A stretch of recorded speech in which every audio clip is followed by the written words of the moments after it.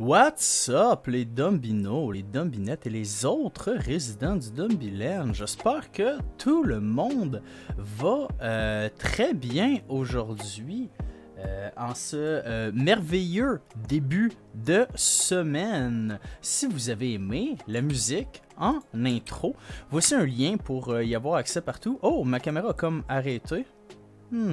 Que se passe-t-il? Ouais, ma caméra a juste complètement arrêté. Bon, c'est bon, de retour. Classique. Je peux pas avoir un stream qui a pas de... qui a pas de petit problème au début. Si vous voulez en apprendre plus sur ma chaîne et les projets que j'ai, voici un autre lien que je mets dans le chat. Aussi, si vous désirez me retrouver partout en ligne, voici mon All My Links et la petite nouveauté dernièrement, si ça vous tente de m'aider financièrement à avancer mes projets, outre les abonnements sur Twitch, ben, ce serait apprécié de faire un tour sur mon Patreon. Sentez-vous pas forcé, mais ça dépend, c'est comme vous le voulez. Ceci étant dit, aujourd'hui, on va continuer notre travail de recherche sur justement le travail. Pour celles et ceux qui savent pas qu'est-ce que c'est que le DUMcast, ben encore des liens dans le chat. Le DUMcast, c'est une forme de podcast où c'est que parfois j'ai des invités, parfois je suis tout seul. On regarde des... ça peut être n'importe quoi. Là, j'ai invité quelqu'un pour parler de l'autisme, puis j'ai aussi invité quelqu'un pour parler des jeux de rôle. Donc c'est ça qui est intéressant avec le DUMcast, c'est que c'est jamais la même affaire, sauf là, quand je te préfère un gros travail de recherche, comme le travail sur le travail. Toutes les sources sont dans le lien suivant, si ça vous tente là, de les consulter en dehors du stream. Aujourd'hui, qu'est-ce qu'on va faire? On va commencer par une longue vidéo qui est en anglais, le gros malheureusement.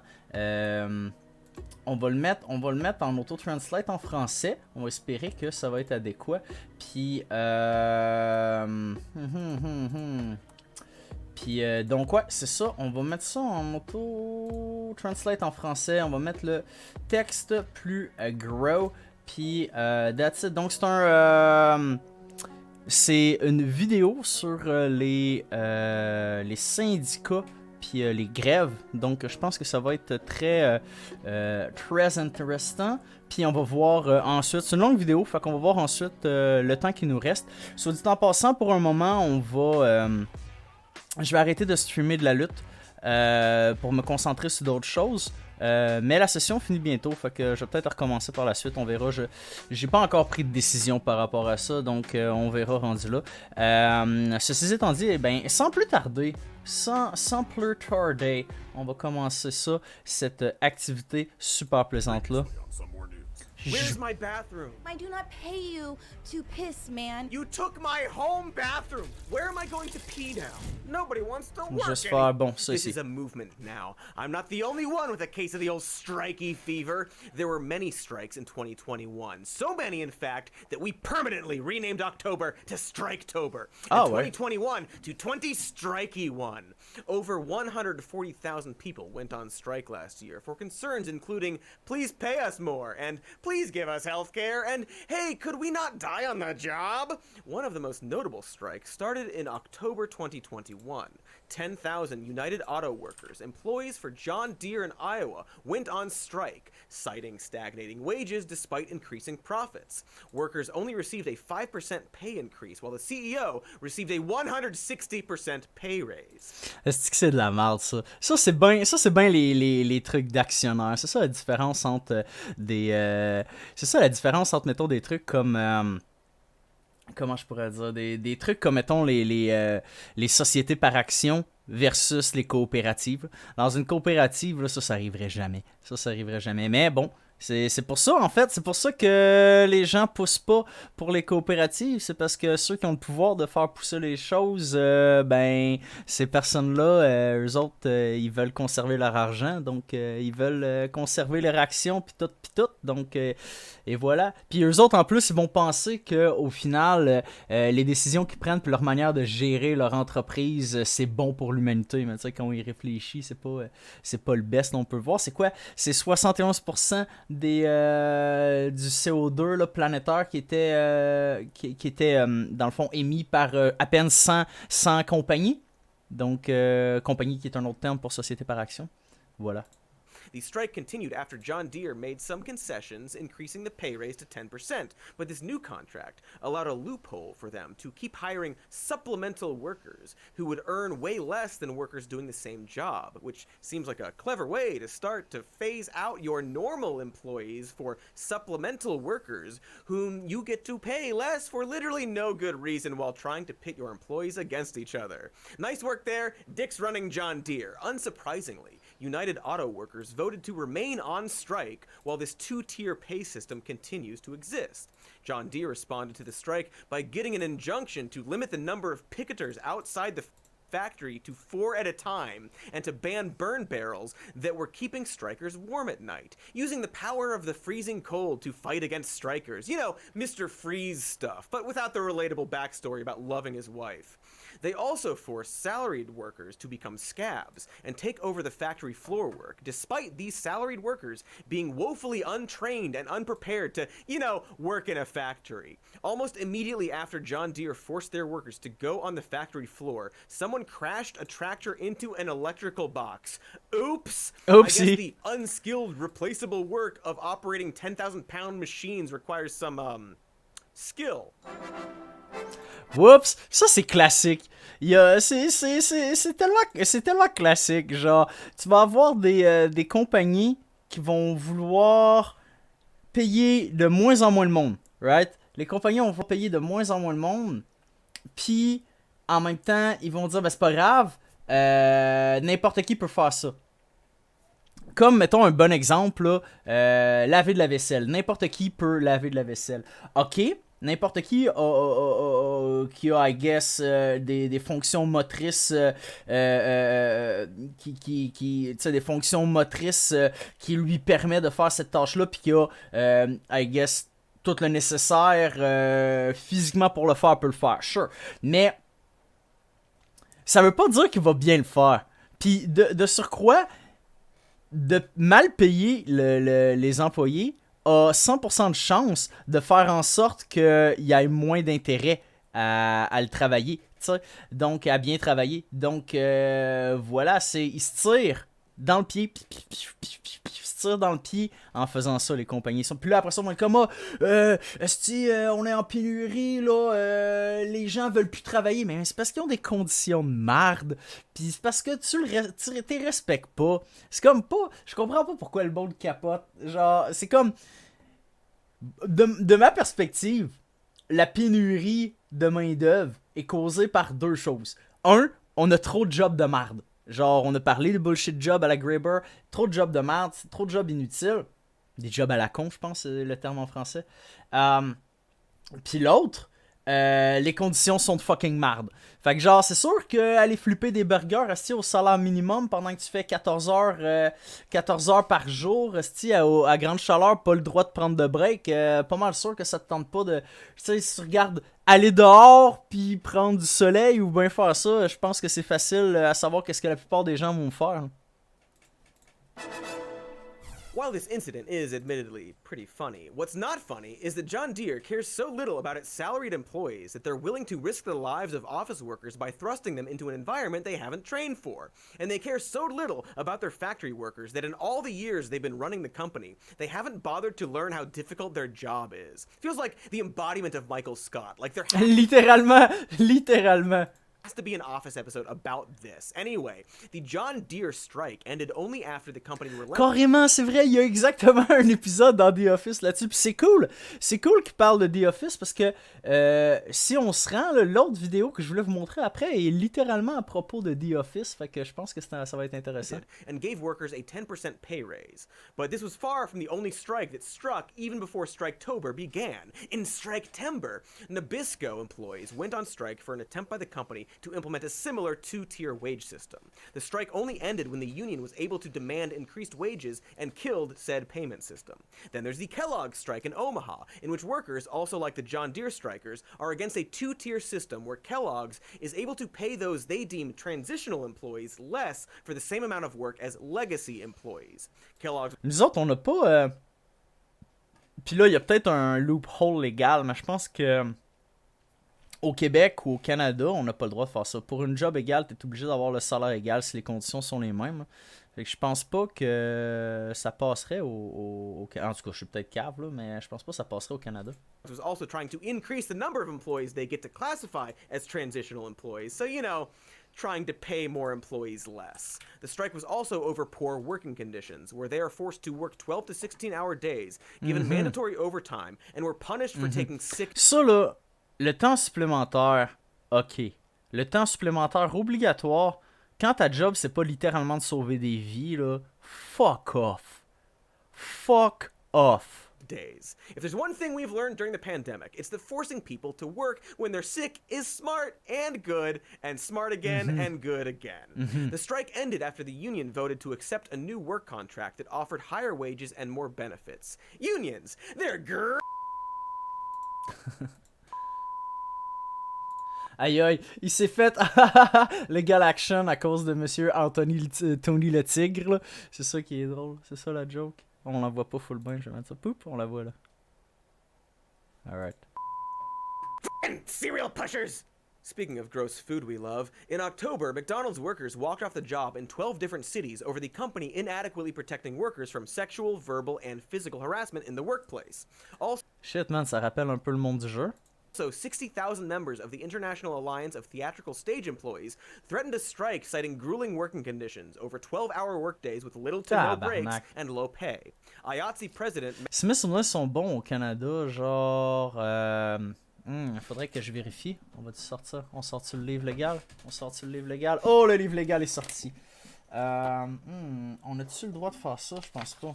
Au niveau du temps supplémentaire... Je vais vous dire ça. Je vous dis ça dans un instant. Je sais exactement c'est où. Faut juste que je le trouve.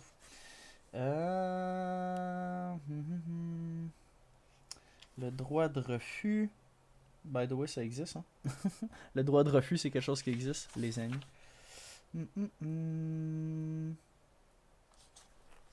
Maladie, équité salariale. Here we go.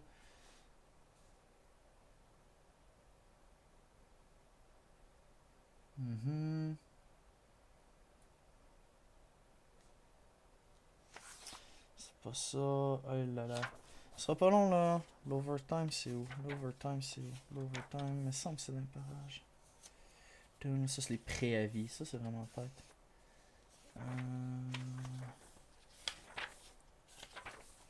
Hey man. Congé férié. Ah, here we go. Le salarié peut refuser de travailler un nombre d'heures excessif, soit plus de 2 heures par jour au-delà de ses heures habituelles ou au plus 14 heures par période de 24 heures selon la période la plus courte, plus de 12 heures par période de 24 heures pour un salarié dont les heures sont variables ou effectuées de manière non continue, à moins d'un régime d'étalement à l'effet contraire, plus de 50 heures par semaine, 60 heures pour un salarié qui travaille dans un endroit isolé comme la baie James, lorsqu'il n'a pas été informé au moins 5 jours à l'avance qu'il est requis de travailler, sauf lorsque la nature de ses fonctions exige qu'il demeure disponible dans le cas d'un travailleur agricole ou encore lors de services du salarié sont requis dans les limites fixées au paragraphe 1 de l'article 59. Donc voilà, c'est ça que je cherchais. Donc on peut pas, si mettons tu es supposé travailler 8 heures, ben tu as le droit de refuser de travailler plus que 2 heures additionnelles. Je dis ça de même. Puis si tu as travaillé 14 heures sur un cycle de 24 heures, ils peuvent pas te redemander de travailler. Je pense même pas, c'est pas l'overtime, je pense qu'ils peuvent juste même pas te demander de travailler. En tout cas, faudrait que j'aille vérifier. Là. Mais voilà. Matthew Loeb said, "Our people have basic human needs like time for meal breaks, adequate sleep, and a weekend. For those at the bottom of the pay scale, they deserve nothing less than a living wage." Sleep! Meal breaks! What's next? Not having your every move monitored while having to skip bathroom breaks to keep your job, also known as being an Amazon employee. How incredibly shocking. On avait checké dans les épisodes précédents, c'était pas la semaine passée, c'était l'épisode, attends là on est l'épisode quoi, 15, je pense que c'est l'épisode 13, peut-être l'épisode 12, où c'est qu'on a vu quelqu'un qui avait infiltré Amazon puis qui avait vu comment ça fonctionnait, là, c'est vraiment pas doux. That while we were writing this episode, Amazon experienced a bunch of walkouts from employees demanding a higher wage. Ça date de quand?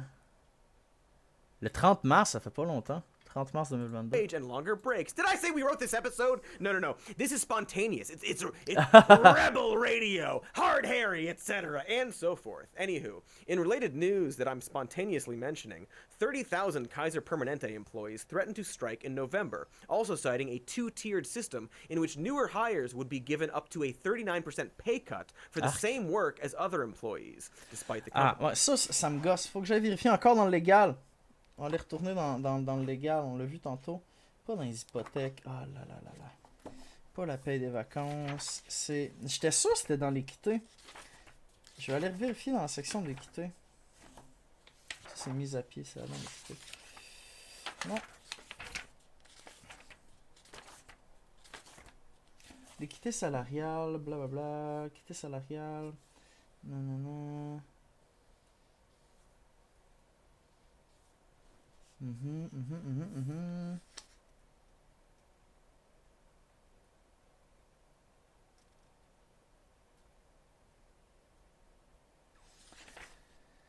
Bon, c'était quand même un long texte, là.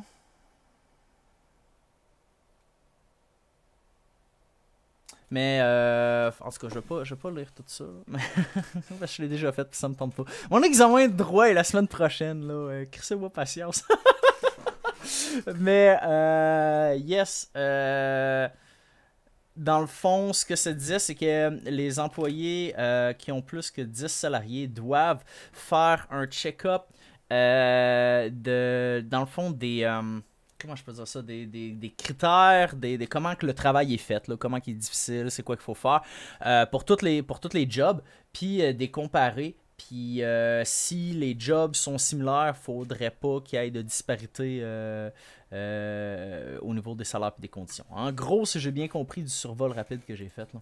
Company making $10 billion during the pandemic, and its CEO getting a $35 million retirement package. Hey, do you notice a trend in these strikes? One of their primary complaints has been unequal pay for newer hires, which creates a system of arbitrary inequity among the workforce. The workers striking may not even be the ones getting the pay cut, but still go on strike in solidarity.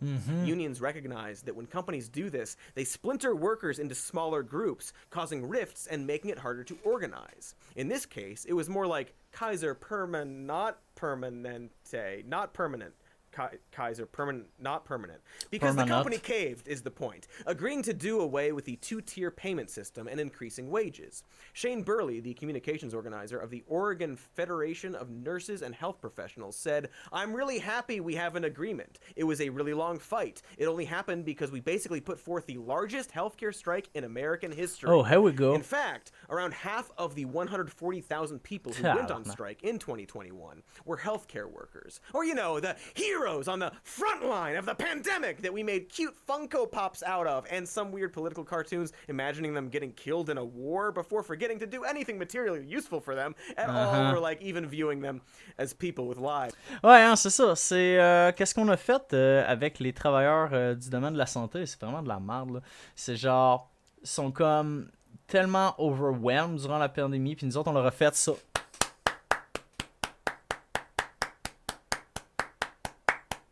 Je pense que ce serait plus tête de, de leur donner des meilleures conditions, puis genre de mieux subventionner le monde pour qu'ils puissent se rendre plus facilement dans ces domaines-là, au lieu de juste genre fucking yo, genre on va donner une mini formation pour qu'il y ait des gens qui aillent travailler en tant que préposés aux bénéficiaires, puis qui crissent leur camp tout de suite après. C'était génial, ça. Who were just doing a job that wasn't supposed to have casualties. Like, imagine if a serial killer was slaughtering a bunch of accountants, and instead of doing anything, we just called them brave soldiers and thanked them for their sacrifice. That would be weird and f***ed up. And so in 2021, nurses went on strike for 10 months in Massachusetts at St. Vincent Hospital. The hospital is owned by Tenet, a very serious action adventure through time and space that I have not gotten around to seeing yet, and a for-profit healthcare company that owns 60 hospitals in the U.S. and is valued at over $8 billion. Oh. The nurses union had been negotiating with hospital management for 2 years for a better contract, asking for pay increases and safer working conditions, but mainly for the hospital to address its staffing issues. More specifically, that there was not enough staff per patient. The strikers called out a policy of the hospital to send nurses home during a shift if the management thought they were not needed, a practice called flexing. But despite how it sounds, this was done out of cost cutting and not overstaffing, meaning that the remaining nurses on duty became swamped. And amazingly, this happened even during the pandemic. To maximize profits, American hospitals have been intentionally understaffing nurses for decades, long before the pandemic. What the hospital industry doesn't want you to know is that there's never been more licensed nurses in America. Hospitals just aren't hiring them. After the 300 days... Ça, là, ça me fait penser, quand je travaillais chez 𝐓𝐡𝐞, il y avait quelqu'un avec qui je travaillais qui avait dit un truc, puis personne ne l'a vraiment écouté, mais c'était vrai, en fait. Qu'est-ce qu'il avait dit, en gros, c'était que... quand on se ramasse dans une situation où on se fait demander l'impossible, puis qu'on réussit à livrer l'impossible, ben l'impossible devient la nouvelle base sur laquelle on peut construire. Fait que les employeurs puis les clients vont toujours en demander plus. Ce qui est juste logique, tu sais, mais faut à un moment donné mettre une limite.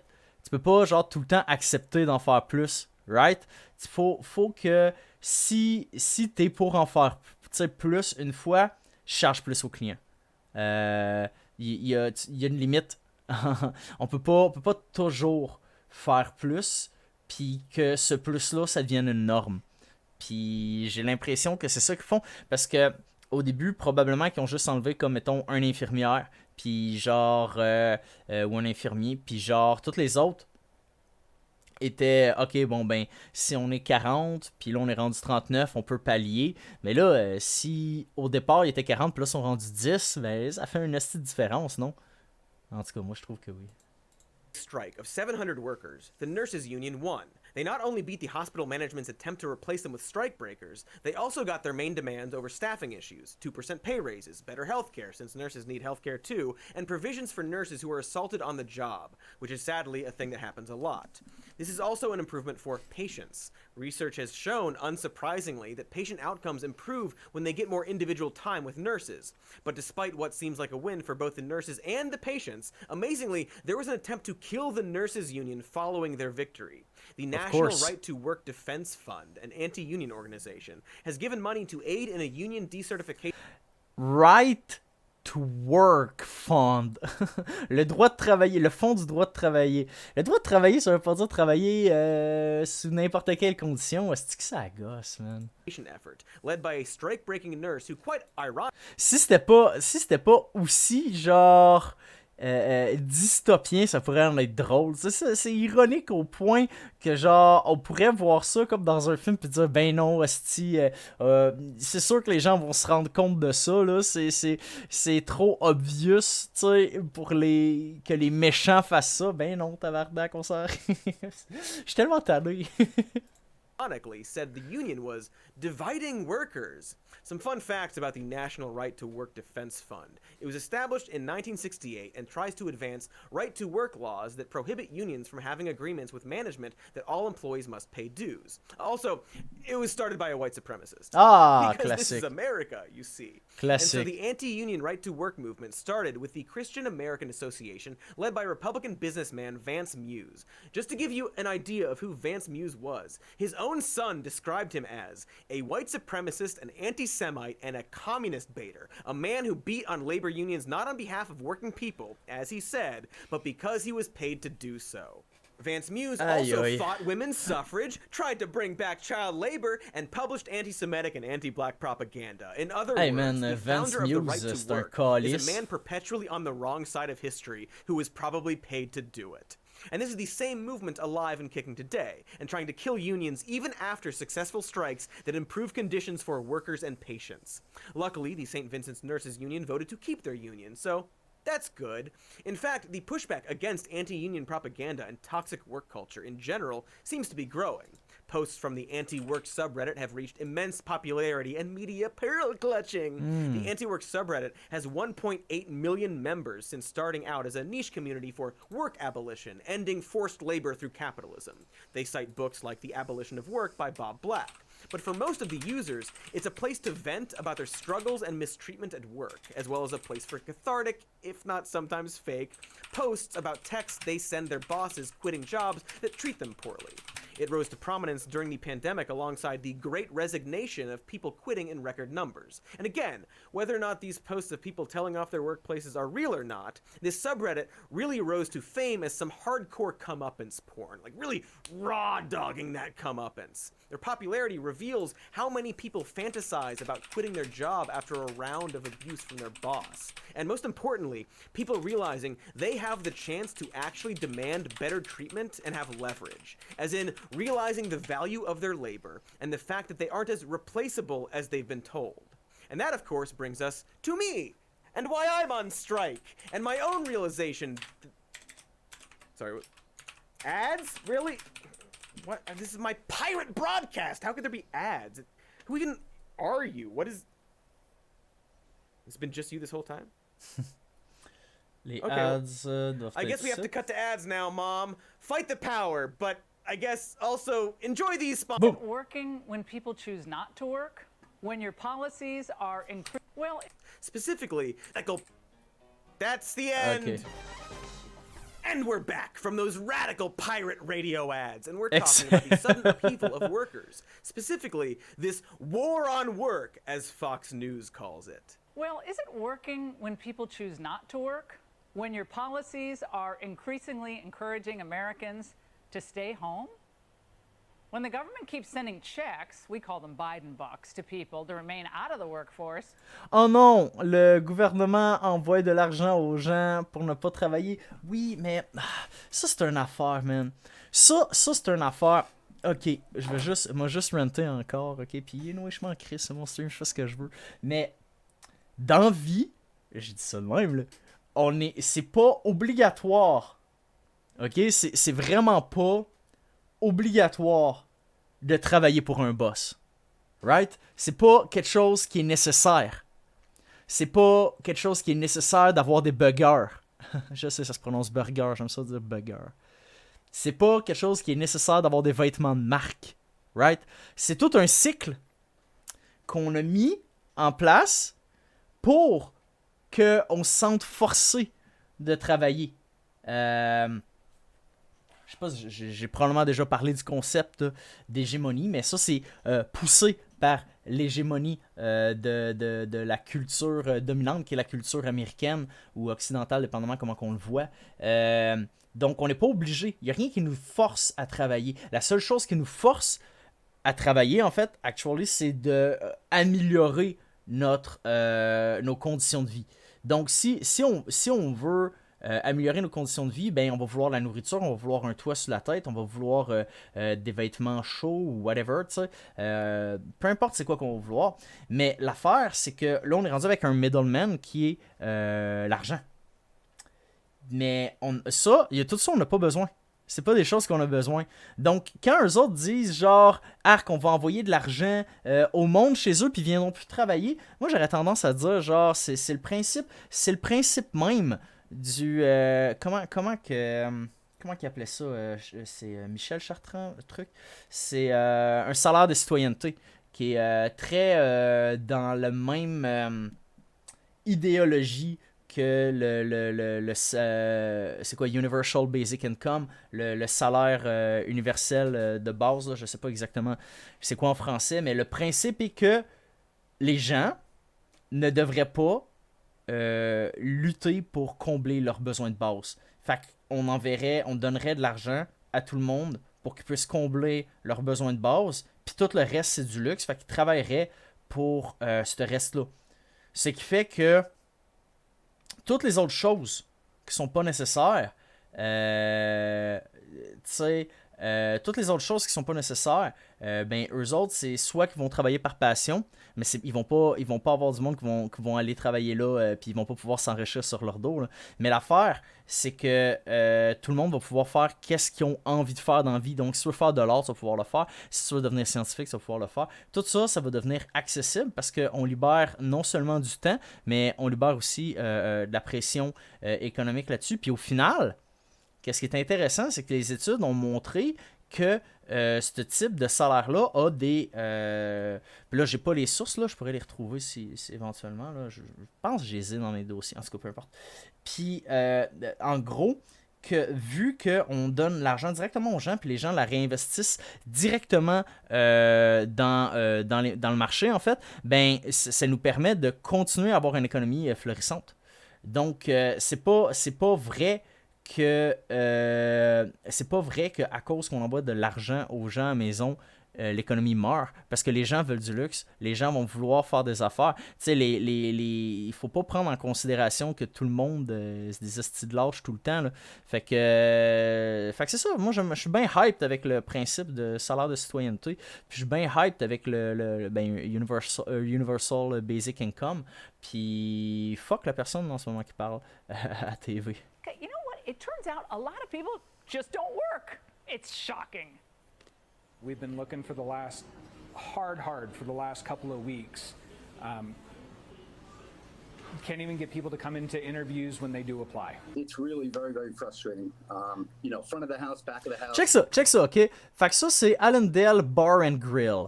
Le propriétaire. L'autre avant, là, c'était un propriétaire d'un autre casse-croûte. Prenez-le pas mal, là. Mais combien d'hosties de restos de fast-food t'as besoin dans une ville? C'est juste ça, je veux dire. C'est comme si, moi, avoir un burger fait en sorte que quelqu'un a des conditions de marde pendant toute la journée, je préfère pas avoir de burger. Si, mettons, on s'entend là-dessus, moi, je préfère pas avoir de burger. Across the board, we just can't find people to work. We have plants that aren't able to run at full capacities because they simply can't find enough people to work in them. I can't find enough staff to keep the service going here. Now I'm going to say, well, you have to be vaccinated. You can't get anyone to show up at work. Oh, where? Do workers not want to work for you because you don't pay enough and treat them like garbage? But let's examine this claim that people don't want to work because of some kind of government welfare. We touched on it a bit in our previous video, but it bears a bit more explanation. The current exodus of workers is due in large part to what is known as the Great Resignation, in which over 20 million workers have quit their jobs from May through September of 2021. The key word here is quit. Not laid off, not fired, they voluntarily left. According to the U.S. Department of Labor, people who quit their jobs don't get to collect unemployment unless their reason for quitting is a direct result of COVID-19. And that doesn't mean they can quit if they simply don't feel safe. There are only very specific circumstances in which this can take effect, like if the person quitting actually has COVID, or a family member in their house has COVID.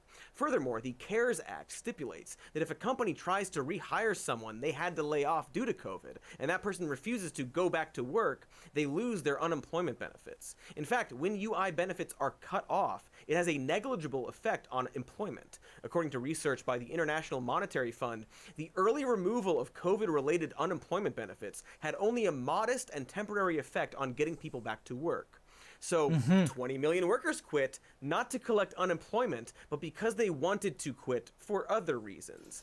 Ouais, puis moi, ça me rappelle, quand j'ai eu mon burn-out, là, dans le fond, je travaillais chez Sarbacane, quand j'ai eu mon burn-out, qu'est-ce qui s'est passé, en fait, c'est que mon médecin m'a dit, bon, ben, on te met en arrêt, je suis mis en arrêt, j'ai été porter mes papiers, blablabla. Sarbacane a pas pris l'appel du gouvernement. Fait que moi, j'ai pas eu aucun versement. Fait que je vivais juste avec le peu. J'avais plus de versement de chez Sarbacane. J'avais pas les versements de maladie, d'assurance maladie de la part du gouvernement. Donc, il a fallu que je retourne travailler environ 1 mois et demi après avoir entamé, en fait, mon processus de rémission, là, puis mon médecin, puis moi-même, les deux, on n'était pas super certains, mais à un moment donné, il faut que je vive. Fait que c'est ça. T'sais, ça montre à quel point, genre, les compagnies, ils care de leurs employés, tu sais. Parce que quand je suis parti, eux autres étaient comme ouais, prends soin de toi pis tout. Mais après ça, ils ont bloqué mon retour. Ils ont bloqué mes versements au niveau du gouvernement. Fait que Chris, c'est qu'ils voulaient que je revienne. Puis en plus, quand je suis revenu, ils m'ont mis genre pendant 6 mois à rien coller. Fait que fait que fuck Sarbacane. Le point c'était fuck Sarbacane. Je pense que c'est ça. And what are those reasons? I wonder. Gee, it is a mystery. Attends un peu. Qu'est-ce qui est marqué là? US hospitals tighten security as violence against staff surges during pandemic. Ok. Donc, à l'hôpital, les gens se faisaient plus attaquer.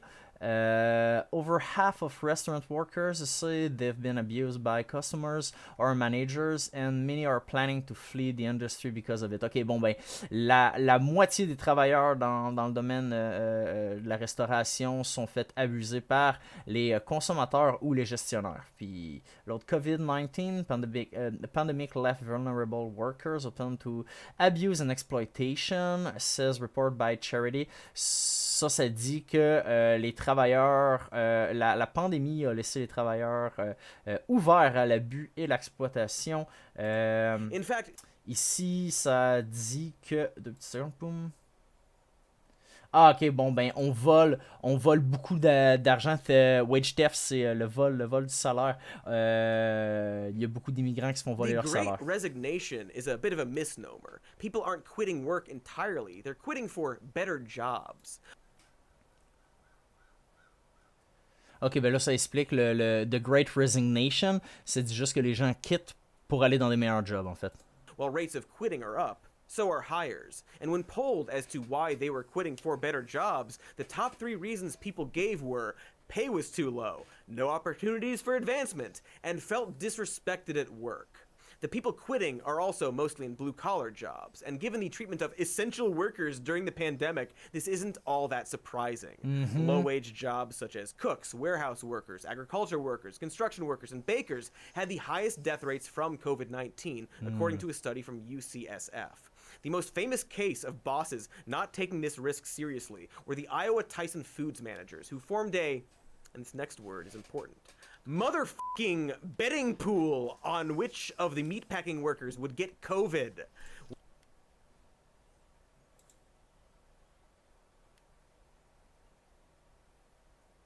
Saint tabarnak.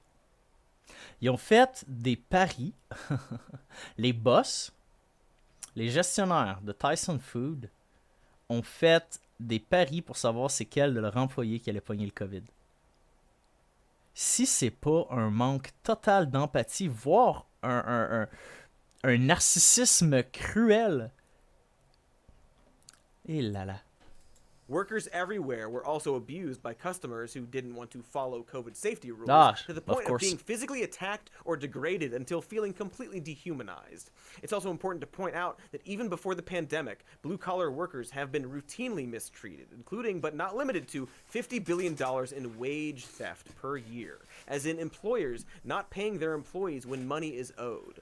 So to recap, we had managers literally betting on the lives of employees, service workers being physically attacked, and massive stolen wages.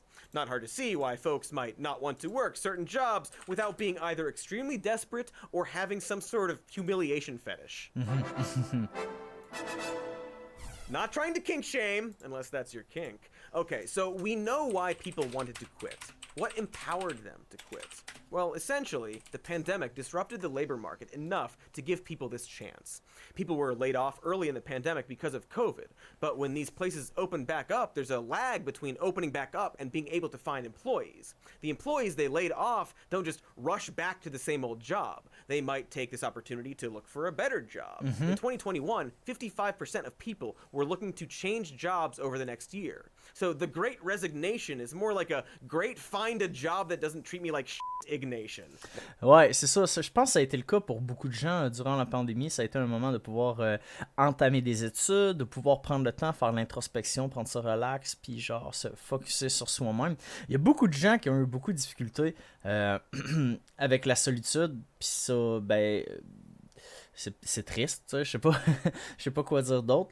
Mais je pense que aussi, au travers de toutes ces personnes-là, j'espère que plusieurs personnes ont pris le temps pour apprendre à être confortables avec eux-mêmes, tu sais.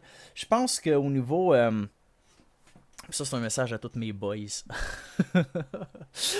il y a plusieurs boys, puis je sais pas, j'en ai pas entendu de la part de personnes qui n'étaient pas des boys. Mais il y a beaucoup de boys qui semblent vouloir être en couple pour se compléter, right? Mais moi, souvent, ce que je dis, c'est... Tu veux être en couple, man, il faut que tu sois capable de vivre avec toi-même. Faut que tu sois complet tout seul. Être en couple, c'est pas devenir complet. Être en couple, c'est agrémenter, c'est un plus. Il faut que tu sois une personne complète de base.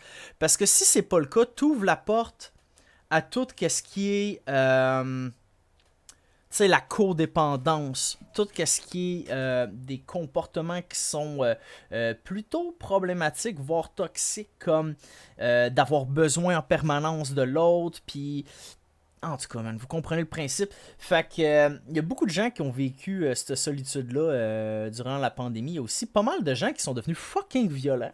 Ça a bien l'air que le monde était pas des bons parents en fin de compte, puis pas qu'ils s'entendaient pas bien en relation de couple. Pas assez pour vivre la pandémie ensemble. Ça l'a frappé du monde vraiment tough. Mais je sais que pour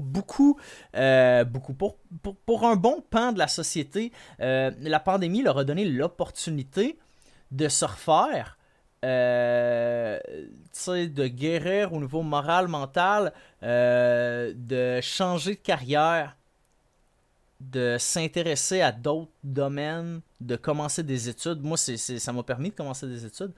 Fait que quand on regarde ça, la pandémie, je veux dire, c'est horrible. Là. Il y a eu beaucoup de gens malades, il y a des gens qui ont des séquelles, il y a eu plein de morts. Mais je pense que pour celles et ceux qui ont réussi à trouver des opportunités là-dedans, c'était nice. C'est nice. Puis beaucoup de gens regardent maintenant le marché de l'emploi puis avec désintérêt. Avec une forme de désintérêt, j'ai l'impression. Parce que d'un côté, ils n'ont pas l'impression de pouvoir réellement impacter la société ou même leur entreprise, tandis que de l'autre côté, ils n'ont pas les bonnes conditions. Tu sais? Fait que c'est un lose-lose. La job, c'est un lose-lose. Fait que je pense que beaucoup de gens qui regardent le travail, le système de consommation et de productivisme avec de manière dubitative, là, avec un œil plus critique, mettons. That's what they should call it. That's how words work. Still, it is true some people aren't returning to work. But according to that International Monetary Fund study we mentioned earlier, those not returning to work are mostly older people, either due to fears over COVID or rising home values and stock prices allowing them to live off of their current assets.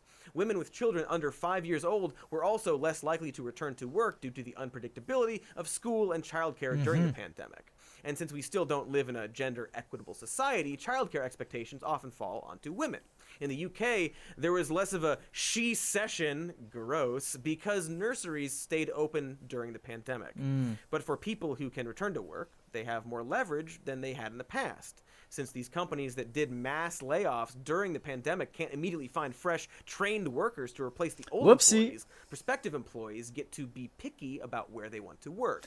Yes! Ça, c'est le best. Ça, c'est ça, là. Ça, c'est mon jam. Ça, là. Là, je suis hype. Ça, c'est mon jam. Ça, le pouvoir au prolétariat. Let's fucking go! C'est genre, moi, dans vie, ce que j'aime, c'est quand les boss d'entreprise ont moins de pouvoir, puis les employés ont plus de pouvoir. C'est pour ça que j'aime le concept d'entreprise libérée, en fait. Mais c'est pas le sujet. Mais ce que je voulais dire, c'est que en ce moment, qu'est-ce qu'on voit? C'est pas tu sais, j'en parlais tantôt, la pénurie d'emploi est basée sur le fait que y a trop de jobs pour notre nombre d'employés qui veut travailler, parce qu'on a un bon nombre d'employés qui veulent pas travailler dans ces jobs-là. Puis ces personnes-là, durant la pandémie, ont pu se former puis changer, fait qu'ils vont pas retourner à leur job de merde. Les nouveaux des employés qui peuvent prendre leur place, qui sont du unskilled labor, des gens qui techniquement n'ont pas les compétences. Ben, eux autres, par contre, ils ont le pouvoir, là, ils ont le gros bout du bâton. C'est comme quand, des fois, le marché, t'as un marché d'achat de maison, puis t'as un marché de vente de maison. Fait que des fois les prix des maisons, tout le monde en achète, fait que les prix augmentent de fou. Après ça, le monde commence à vendre, fait que les prix descendent, peu importe, là. Puis, ben là, c'est la même affaire. C'est le marché du travail est pas du bord de l'employeur, il est du bord de l'employé. L'employé peut... Un employé, là, mettons, là, toi, t'es à ta job, OK? Tu fais, 6 jours semaine parce qu'il manque de staff.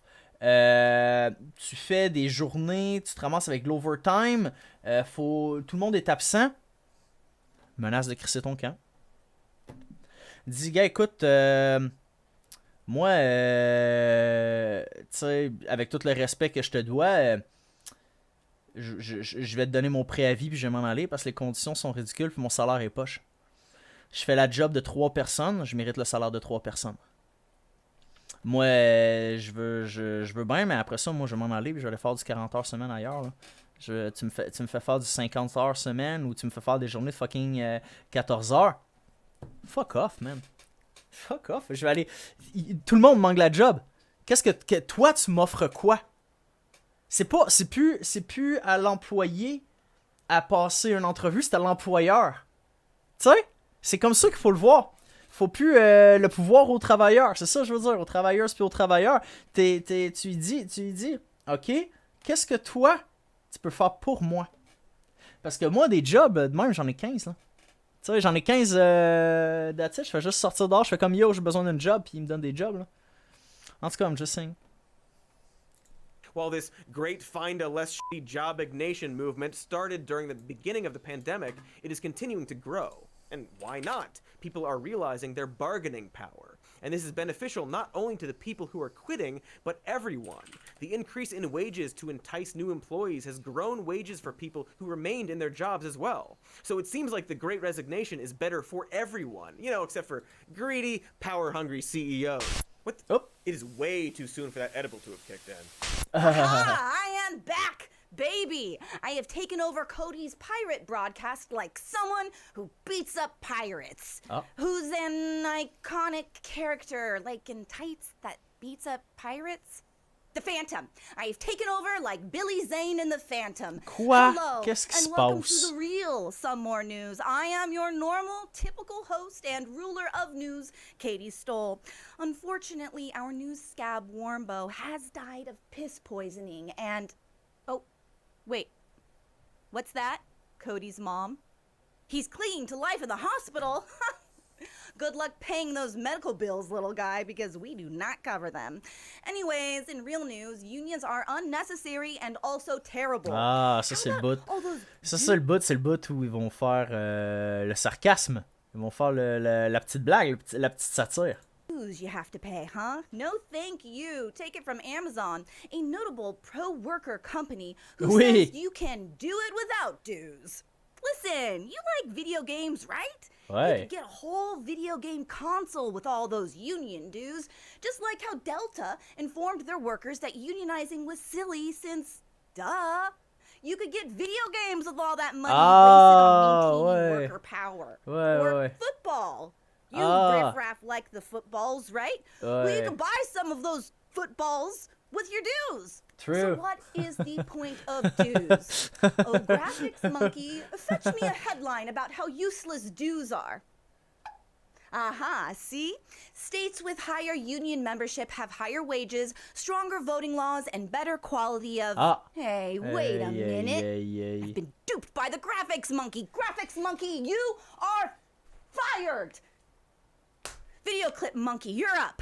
Show me a video clip that conforms to my worldview. Something like a leaked training video from Amazon that warns of the evils of unionizing efforts. Let's go. Welcome. We're excited to have you at this training, specifically designed to give you the tools that you need for success when it comes to labor organizing. We are not anti-union, but we are not neutral either. We will boldly defend our direct relationship with associates as best for the associate, the business, and our shareholders. We do not believe unions are in the best interest of our customers, our shareholders, or most importantly, our associates. Thank you, very normal human cartoon. See, I'm not anti-union. I'm simply against the idea that you should form a union, and I will boldly state that I would prefer you not make the mistake of forming a union and setting off the surveillance drones and the anti-union taser turrets. While employees have the right to organize, we have a right and responsibility to share our position that a direct working relationship is better for the customer, the company, and the associate. In order to be able to do that effectively, it is critical that we recognize the early warning signs of potential organizing and escalate concerns promptly. Please, Mr. Normal Cartoon Man who is isn't anti-union but is boldly against the formation of unions, tell me the early signs of organizing activity. The most obvious signs would include use of words associated with unions or union-led movements like living wage or steward. Whoa, whoa, whoa, whoa! Ok, fait il est après dire les mots associés. Si t'entends des mots comme ça, faut que tu lèves le petit drapeau d'alerte. Des mots comme un salaire décent. Wage or steward. Petitions or other concerted activity, such as an associate purporting to speak on behalf of his or... comme quelqu'un... Oh non, faut pas avoir ça dans une entreprise. Quelqu'un qui veut parler au nom des employés. Et là, man. ...coworkers when raising concerns. Living wage? Having grievances? Arc. Disgusting. Send in the flamethrower drones. I mean, friendly. Drones of friendliness that aren't anti-union, just politely and gently redirects unions into a neutralizing blast of friendly cleansing fire. So look, unions are very dangerous, but also pointless. Don't need them. Trust me. And if you can't take my word for it, take the word of the world's best thinker, Elon Musk. Yes! Tweet saying we don't need unions anymore, as opposed to the past when people were, quote, getting their hands cut off and... Attends un peu. Là, c'est marqué unions were created during a time where people were getting their hands cut off and fired. They needed protection back then. Now, with social media, you can be your own voice. You don't need to pay someone who makes $250K a year to be your voice. Mais si les gens veulent être représentés par quelqu'un, ça n'a rien à voir le fait qu'il est payé 250 000 par année, ta gueule. Mais si tu veux être représenté par quelqu'un, par un travailleur, dans un groupe de travail, ça devient un syndicat, genre, donc, shut up. Just fucking shut up. Fired. Very good point from the meme guy. People don't get fired unjustly anymore. Ah oui, c'est vrai, puis Elon Musk, c'est pas... Faudrait que je fasse un autre épisode. Faudrait que je fasse un épisode juste sur ma haine d'Elon Musk. Elon Musk, cette petite crise de clown. Only for good reasons, like, say, a Tesla worker trying to organize a union. And it's not like you get your hands cut off anymore. Just ripped bicep tendons, lung damage, and vision damage. And so, what if one Tesla worker described his injury as agonizing pain? Ouais. As the person being injured, he's a biased source as to how much that injury hurts, and you know I'm right. But here's the scary unions aren't the only threat to the plucky lil multinational corporation. There is this very dangerous new trend workers are trying called quitting. And personally, I think it should be illegal. And so does ThedaCare, the for-profit healthcare company. What? What? Attends un peu. What? Rendre illégal. Attends. Oh là là. Rendre illégal le droit à un salarié de quitter l'emploi?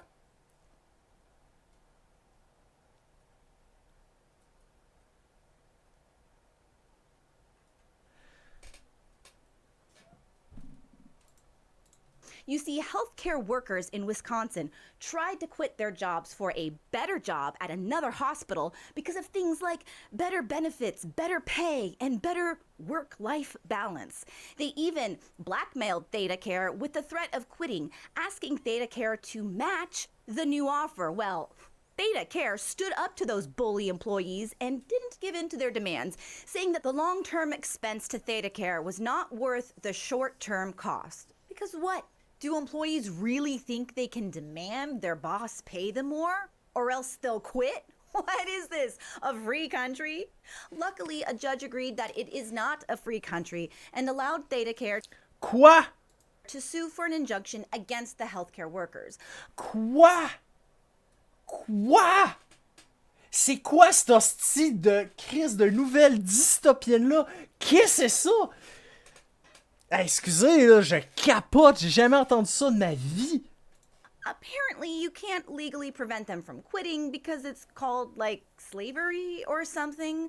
But the judge did allow for the injunction to stop the nurses from taking the new job. Quoi? Ça, si c'est pas écrit dans le contrat que t'as une clause de... En tout cas, au Canada, il faut que ça soit écrit dans le contrat que t'as une clause de non-concurrence. Et il faut que cette clause-là empêche pas un employé de pouvoir travailler normalement.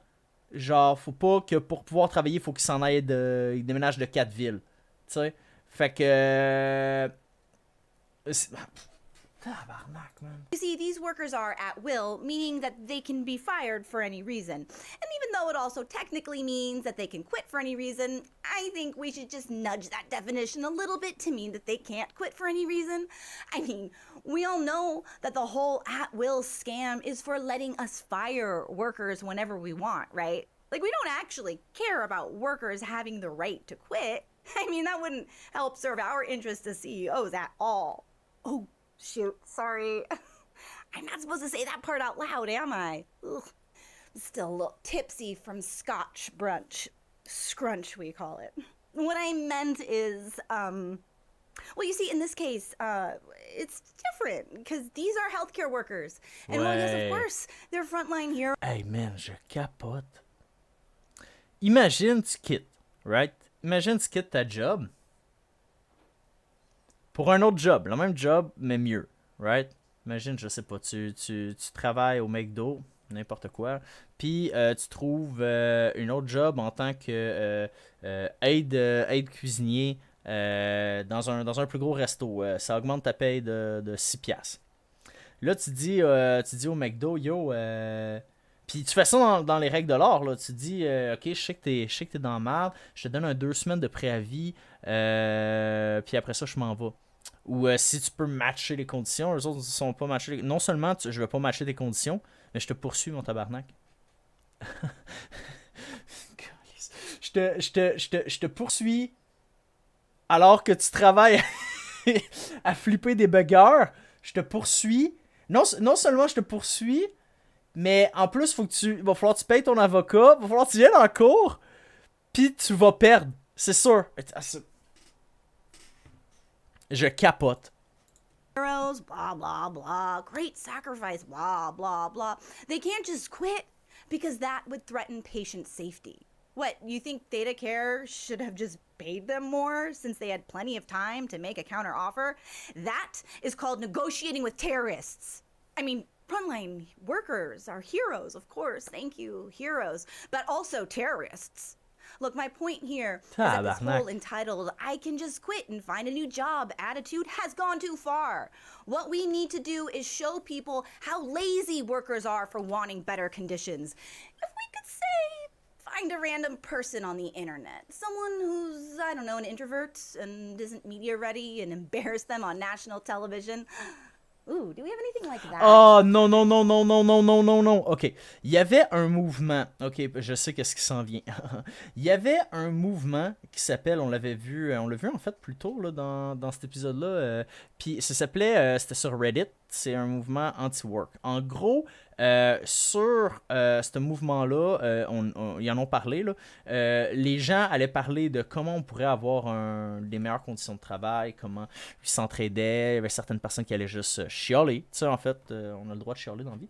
Puis, à un moment donné, vu que ça prenait beaucoup de traction, il y a des gens qui se sont dit, OK, ben ça doit être intéressant, fait qu'on va inviter une de ces personnes-là à un show, tu sais, un show télévision, probablement Fox, c'est toujours Fox, c'est une petite Fox de merde. Fuck Fox. Puis, on va inviter un de leurs représentants, mais l'affaire, c'est que ce représentant-là il est pas préparé à ça. Puis, c'est pas une entrevue qui se passe bien, je vous le dis tout de suite. I think laziness is a virtue in a society where people constantly want you to be productive 24/7, and it's good to have rest. What do you do, Doreen? I'm a dog walker. I would love to teach. I would love to, work with people and stuff like that. What would you teach, Doreen? Philosophy mostly, just introduction to philosophy, critical thinking, reason, stuff like that. Okay. Well, I would love to take your class, Doreen. Haha, perfect. Asti de condescendant d'enfant de marde, man. You see, all workers who want to quit their job are lazy because this one person is kind of awkward. Score. You hear that, employees? Your little labor movement comes to an end now! Excuse me. Lighting monkeys, why are you cutting the lights? You can't just... Excuse me, what? You're quitting? You can't just quit. No, you cannot just quit because I will sue you. Graphics monkey. Give me a picture of an injunction against the lighting monkeys. Oh, right. I fired the graphics monkey. Fine, you're fired again. We don't even need a stupid news show. Fuck you all. Eat my shit and die also because we are gonna become a goddamn aggregate. You hear me? It's a cheap news aggregate. Qu'est-ce qui se passe? Fine. Okay, fine. Cut to some ads while I do a little company reorganizing. Ugh. You like books? Ads? Perhaps you need to read up. C'est des ads encore? Spent No. job. /more news. That's mintmobile.mobile because I don't. Heartwarming video. Orphan kittens raise money for toddlers' cancer. Teacher cuts off arm to feed starving students. Top 10 signs your workers are plotting against you. Ring camera catches moment Amazon driver forced to dance for customer or risk losing job, and we are here for it. Viral video of Chihuahua solving racism, and it is binge-worthy AF. Must Qu'est-ce qui se keep passe? power flowing to. Oh. Are those? I don't think you're for me. On the worker. Okay, listen, Warmbo. If unions were so bad for you, the worker, and so pointless, why do companies spend millions of dollars just on union avoidance consultants? In an article by the pro-labor think tank Economic Policy Institute, they describe how the Dish TV Corporation spent years and huge amounts of money just to prevent around 100 workers from unionizing. According to the article, while it may be hard to justify the time and money spent on fighting the union in terms of the costs of this group of 100 employees, this expense may be more logical when understood as an investment in preventing higher wages from spreading to the rest of its workforce. Understanding that unions and strikes put corporations in such a panic that they're willing to spend millions of dollars and many years fighting them should be a tip-off that unions and labor organization gives workers more leverage. Even though work sometimes feels like you're a puppet on a treadmill with electrodes attached to your anus, it doesn't have to be this way. There is actually a future of work that exists without exploitation, or at least as much exploitation. It's worth looking at a realistic version of what the future of work could look like and what we would need to change, including things about ourselves to get there. So I guess let's talk about that right now. Does that mean Mr. Cody is going to host the show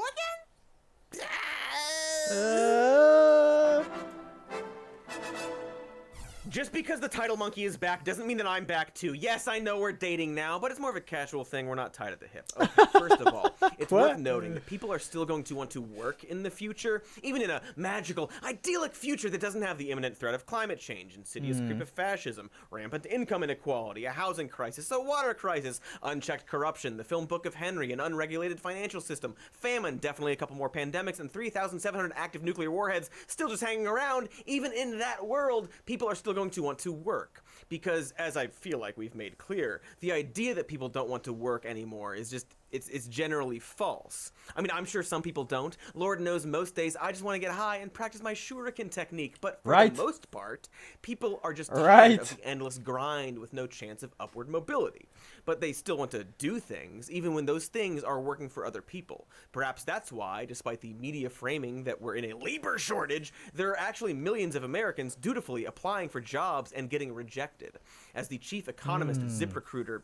Why does ZipRecruiter need a chief economist? Whatever! It doesn't matter. As the chief economist at ZipRecruiter told the Washington Post in November, a lot of the interest from employers is not spread evenly across the labor pool. There are some people in very high demand, and there are some people who get no interest at all. So again, nobody wants to work anymore for $11 an hour at a job that treats them like trash. Most people just want a working situation where they're not going to be stuck in a warehouse during a tornado and threatened with termination if they leave. And so in order for the US to initiate... Quoi? Qu'est-ce qu'il est après dire? Est-ce qu'il est après dire que le prolétariat, genre les travailleurs et les travailleurs, aimeraient ça avoir des conditions adéquates? J'ai l'impression que c'est ça qu'il dit. Any of the changes I'm about to bring up, we would have to do a better job at disincentivizing companies from stealing from their employees or keeping them in poor working conditions. So that's a step one. Fait que la première étape, trouver un moyen de retirer l'incitatif aux entreprises de voler l'argent ou de conserver les salariés dans des mauvaises conditions au niveau économique. Pour les entreprises au niveau économique. Step 2 is that we should just flat out work less. Much like how the Jetsons assumed we would be working reduced hours, the celebrated economist John Maynard Keynes wrote an essay in 1930 suggesting that people in the not-too-distant future would only work 15 hours a week. Parce que, effectivement, avec l'automation, la robotisation, les algorithmes, l'intelligence artificielle, il y aurait clairement un moyen de travailler moins. Avec l'augmentation là, de la productivité, on a juste à enlever une couche de consumérisme. Là. Une petite couche de consumérisme d'enlever, une petite couche de productivisme d'enlever. On travaille juste 10-15 heures par semaine, 20 heures dans les grosses semaines, puis badabim badaboum. He knew that technology would be drastically enhanced over the next century and believed it would increase productivity enough so that there would be less demand for even more productivity and people would elect not to work so much. Fortunately, there's already an initiative some are trying out that might be a kind of compromise between the endless working cycle of today and what Keynes envisioned. And that is the 4-day work week. Yes, sir, Miller. Shorten the work week from 5 days to 4, gaining momentum around the globe. This week, the United Arab Emirates announced a plan to transition to a 4.5-day work week starting in January. This is a pretty straightforward idea that has gained some traction in recent years. A number of companies and countries are experimenting with cutting worker hours without cutting pay. A trial of a 4-day work week in Iceland found ça, c'est intéressant. Fait qu'il est après dire, mettons que tu es payé, je sais pas, mettons que tu travailles, on va dire n'importe quoi. C'est un peu un fight de chat.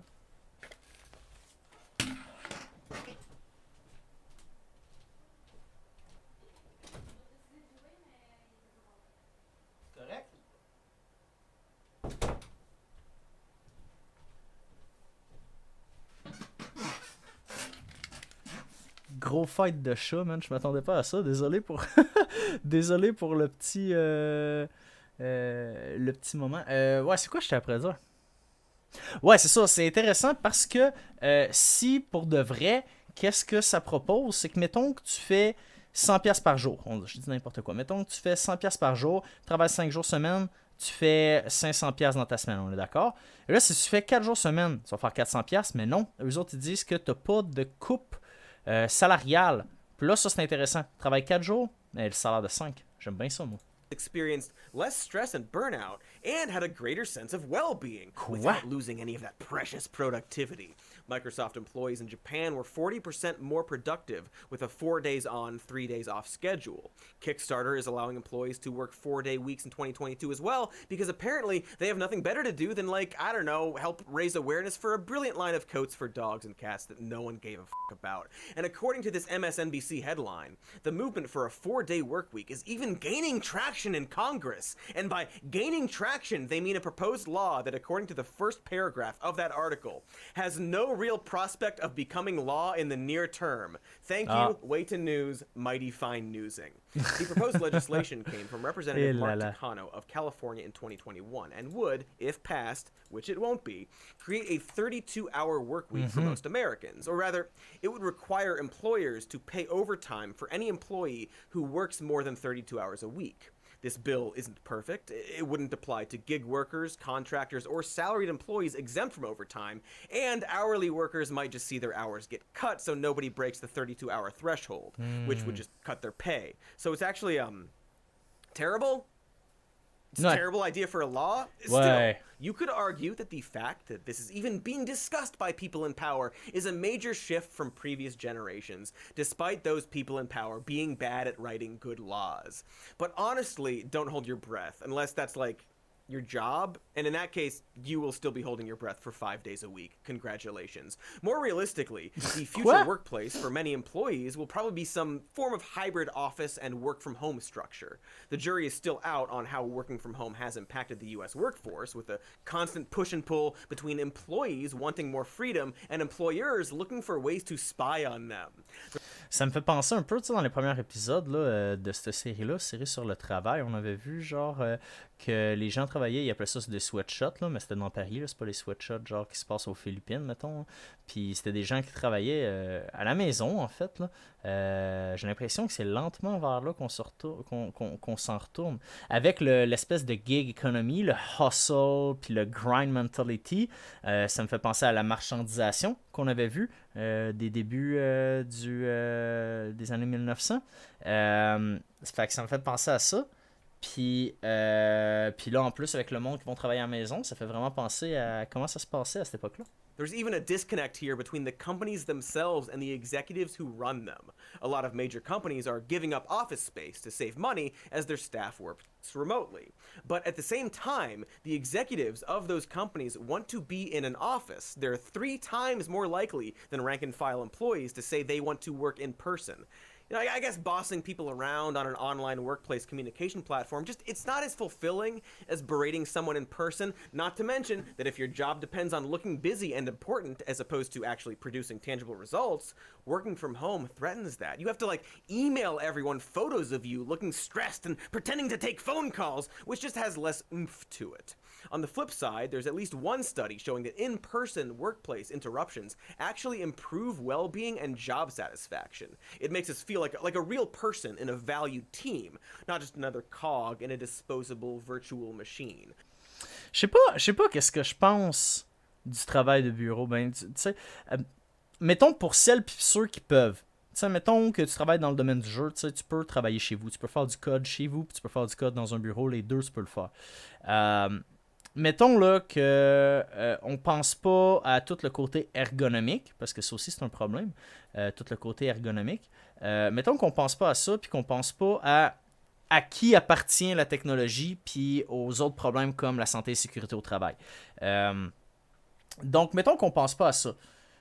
Est-ce que, mettons que tout va bien, est-ce que c'est bien que tous ceux qui puissent travailler de la maison le fassent, ou est-ce que c'est mieux qu'on travaille dans des bureaux? Puis évidemment, c'est une question ouverte. Moi, je pense que qu'est-ce qui serait le best? Ce serait que, puis peut-être ça peut pas se faire pour tout le monde, mais ce serait que ne pas travailler au bureau, mais avoir des journées où on travaille, où on se rencontre en tant qu'équipe dans des locaux partagés. Fait que, mettons un exemple de ça, à l'université, il y a des locaux pour les entrepreneurs, on peut aller dans ces locaux-là. Ce type d'affaires-là, au lieu d'avoir des bureaux, pour chaque compagnie à ce bureau, avoir des bureaux pour toutes les compagnies, puis on loue les salles. T'sais? Puis on loue les salles, puis on va là, on fait qu'est-ce qu'on a à faire, puis on s'en va. Puis le reste du temps, on travaille chez soi. Puis qu'est-ce qui pourrait être cool à faire, c'est si les entreprises mettre l'emphase sur la collaboration, le travail d'équipe, puis propose aux gens des trucs comme « Hey, on vous paye le gaz si vous allez travailler ensemble, mettons, chez quelqu'un. » Comme ça, les gens ne travailleraient pas tout seuls, mais il n'y aurait pas besoin d'aller au bureau. Fait que j'ai l'impression qu'il y a des avenues intéressantes à faire avec ça, plus que juste dire oui ou non travail. C'est oui ou non travail bureau. En tout cas, c'est mon avis, là. Puis j'y ai pas encore full à 100% pensé. C'est juste que moi, je le feel, tu sais, avec l'université, il y a des gens qui... Pour eux autres, c'est non négociable. C'est genre, faut faire des meetings, faut se rencontrer, faut discuter, faut se voir. Puis moi, je suis comme, mais non, man, ton meeting, ça peut être un courriel. Ton fucking meeting, ça peut être un fucking courriel. C'est genre, on dirait que les gens ont comme pas appris à utiliser convenablement la technologie. Fait qu'il y a comme un clash idéologique entre ces gens-là. Puis j'ai l'impression que c'est vraiment une perspective productiviste désuète qui nous oblige à nous rendre dans des bureaux. C'est juste, tu sais, quand on y réfléchit, là, se rendre n'importe où, c'est à peu près 1 heure. Tu sais, si t'habites pas à côté, c'est à peu près 1 heure. Fait que c'est 1 heure y aller, 1 heure revenir. Fait que t'as 1 heure pour y aller, 1 heure pour revenir. T'as 1 heure de pause sur ton heure du dîner pour les gens qui sont, mettons, col bleu, ou la plupart, les gens qui sont col blanc, ou mettons la plupart des col bleus. Fait que ça fait 3 heures dans ta journée que littéralement tu perds. À cause qu'il faut que tu ailles travailler au bureau. Fait que je sais pas, man, ces heures-là, on ne m'y redonne pas. si les compagnies étaient chargées pour ces heures-là, crée-moi qu'ils voudraient qu'on reste à la maison. Je dis ça de moi. Not to mention that when your home is also your office, it's easy to work way more than what you usually would work. This was something we specifically saw happen during the pandemic. Having a place you can clock in and out of can actually help balance your work and your life. Believe me, our writers, producers, editors, title monkeys, and everyone here at the Showdy, when we say that can be a huge asset to your mental health.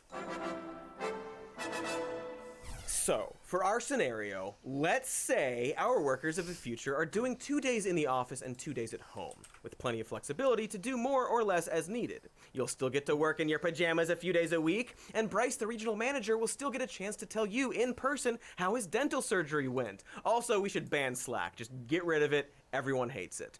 And while we're at it, the government could fund or mandate some things, like universal pre-K, expanded childcare, maternity and paternity leave, and a minimum annual vacation time to make it easier for people to not have to work 260 plus days a year. They could also provide universal health care and remove barriers to unemployment benefits to make it easier for people to leave awful working situations. 1 in 6 workers in the US say they are only staying in a job they don't like because they can't afford to lose their health care. So the government could do some of those things to make everything else we're talking about much easier. They could, but they won't. You know, won't. So what are some, perhaps, more grounded things we can do to make sure that labor is no longer so exploitative? Oh, qu'est-ce qu'on pourrait faire? We could do things like regulate corporations that abuse workers, like the new California law that aims to compel Amazon to allow their workers bathroom breaks. But that seems like a band-aid solution. Or slapping Flex Seal on a huge tank of urine that keeps sprouting leaks.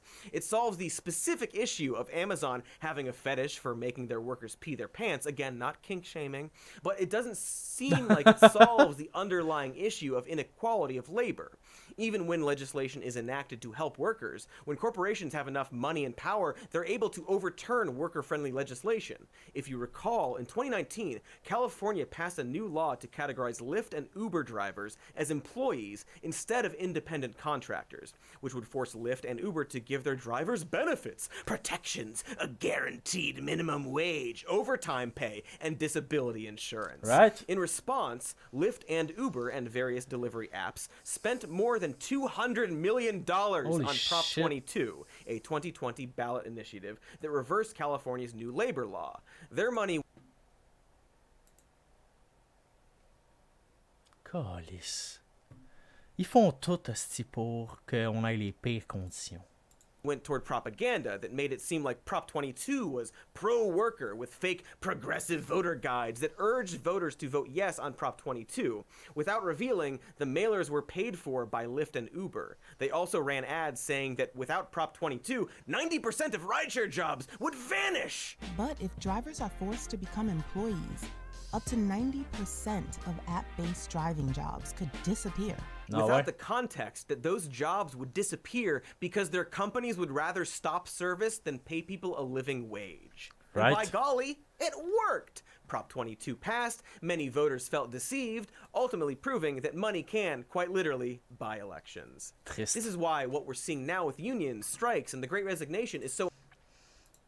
C'est ça, c'est ça quand les gens, plus les personnes néolibérales, j'ai l'impression, signifie que, tu sais, les gens peuvent voter, tu sais, les gens sont libres de voter, puis ils peuvent, grâce à leur vote ou à leur consommation, diriger les choses, mais c'est pas full vrai, parce que les gens riches sont déjà riches, les grosses compagnies sont déjà grosses, puis peuvent changer le trajet d'une élection quand même, peuvent manipuler les gens à l'aide de propagande.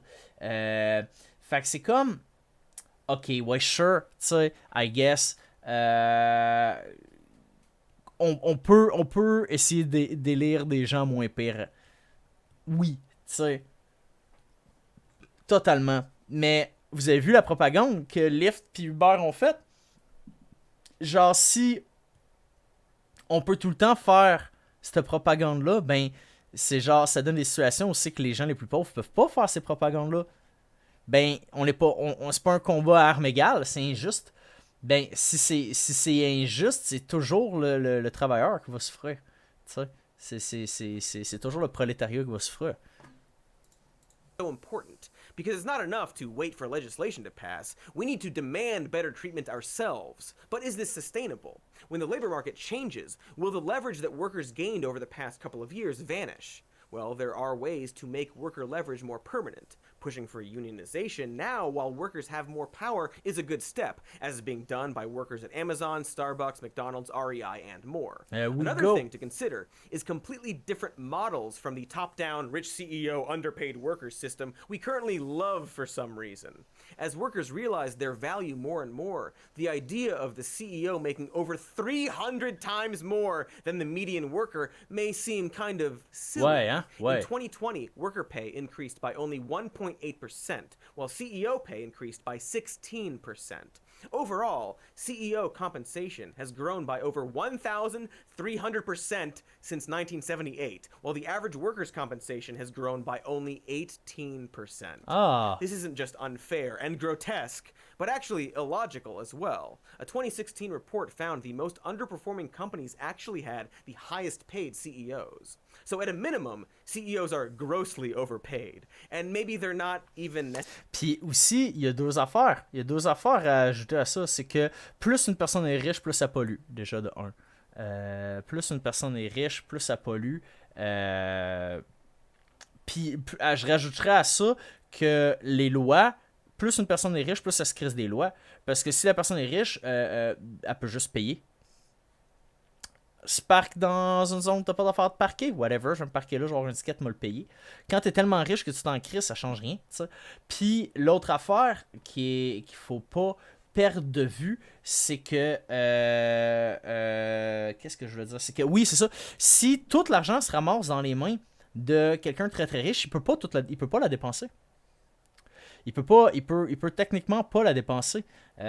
Si tu donnes l'argent à des personnes plus pauvres, ça rééquilibre le marché parce que ils vont pouvoir la réinvestir directement. En fait, si les riches ont plus d'argent, il y a moins de chances que l'argent ruisselle que si c'est des personnes classe moyenne, classe inférieure, classe pauvre. Si eux autres ont plus d'argent, si on augmente eux autres vont pouvoir dépenser puis l'injecter directement dans le marché, l'injecter directement dans l'économie locale ou peu importe. T'sais. Donc, c'est juste illogique que des boss soient payés aussi cher que ça. C'est illogique de toutes les bords. Parce que c'est pas ça qui va augmenter la productivité, c'est pas ça qui va augmenter l'efficacité, c'est pas ça qui va augmenter l'efficience, c'est pas ça qui va augmenter la meilleure culture organisationnelle, c'est pas ça qui va augmenter le bon fonctionnement de l'économie locale, nationale ou internationale. C'est les fucking CEO, man, ils servent à fuck all. Necessary, as we're seeing now, a company is only as good as its ability to keep employees. As professor of business administration at Harvard Business School, Sadal Neely told Recode, "When I talk to leaders of companies, they're literally panicking because they can't fulfill their services. They can't deploy their product. They can't meet their growth goals because they don't have trained talent." Damn! Where will we find the money to train the talent? Ouais, hein? And there is other evidence that the amount CEOs are paid isn't reflective of their relative talent or worth to the company. According to a report by the Economic Policy Institute, CEOs are getting more because of their power to set pay, and because so much of their pay, more than 80%, is stock-related, not because they are increasing their productivity or possess specific high-demand skills. So, like, why do we need CEOs at all? There's no rule that states that management of a company needs to fall primarily into one person's hands. Et à ça, je répondrai les coopératives et les entreprises libérées.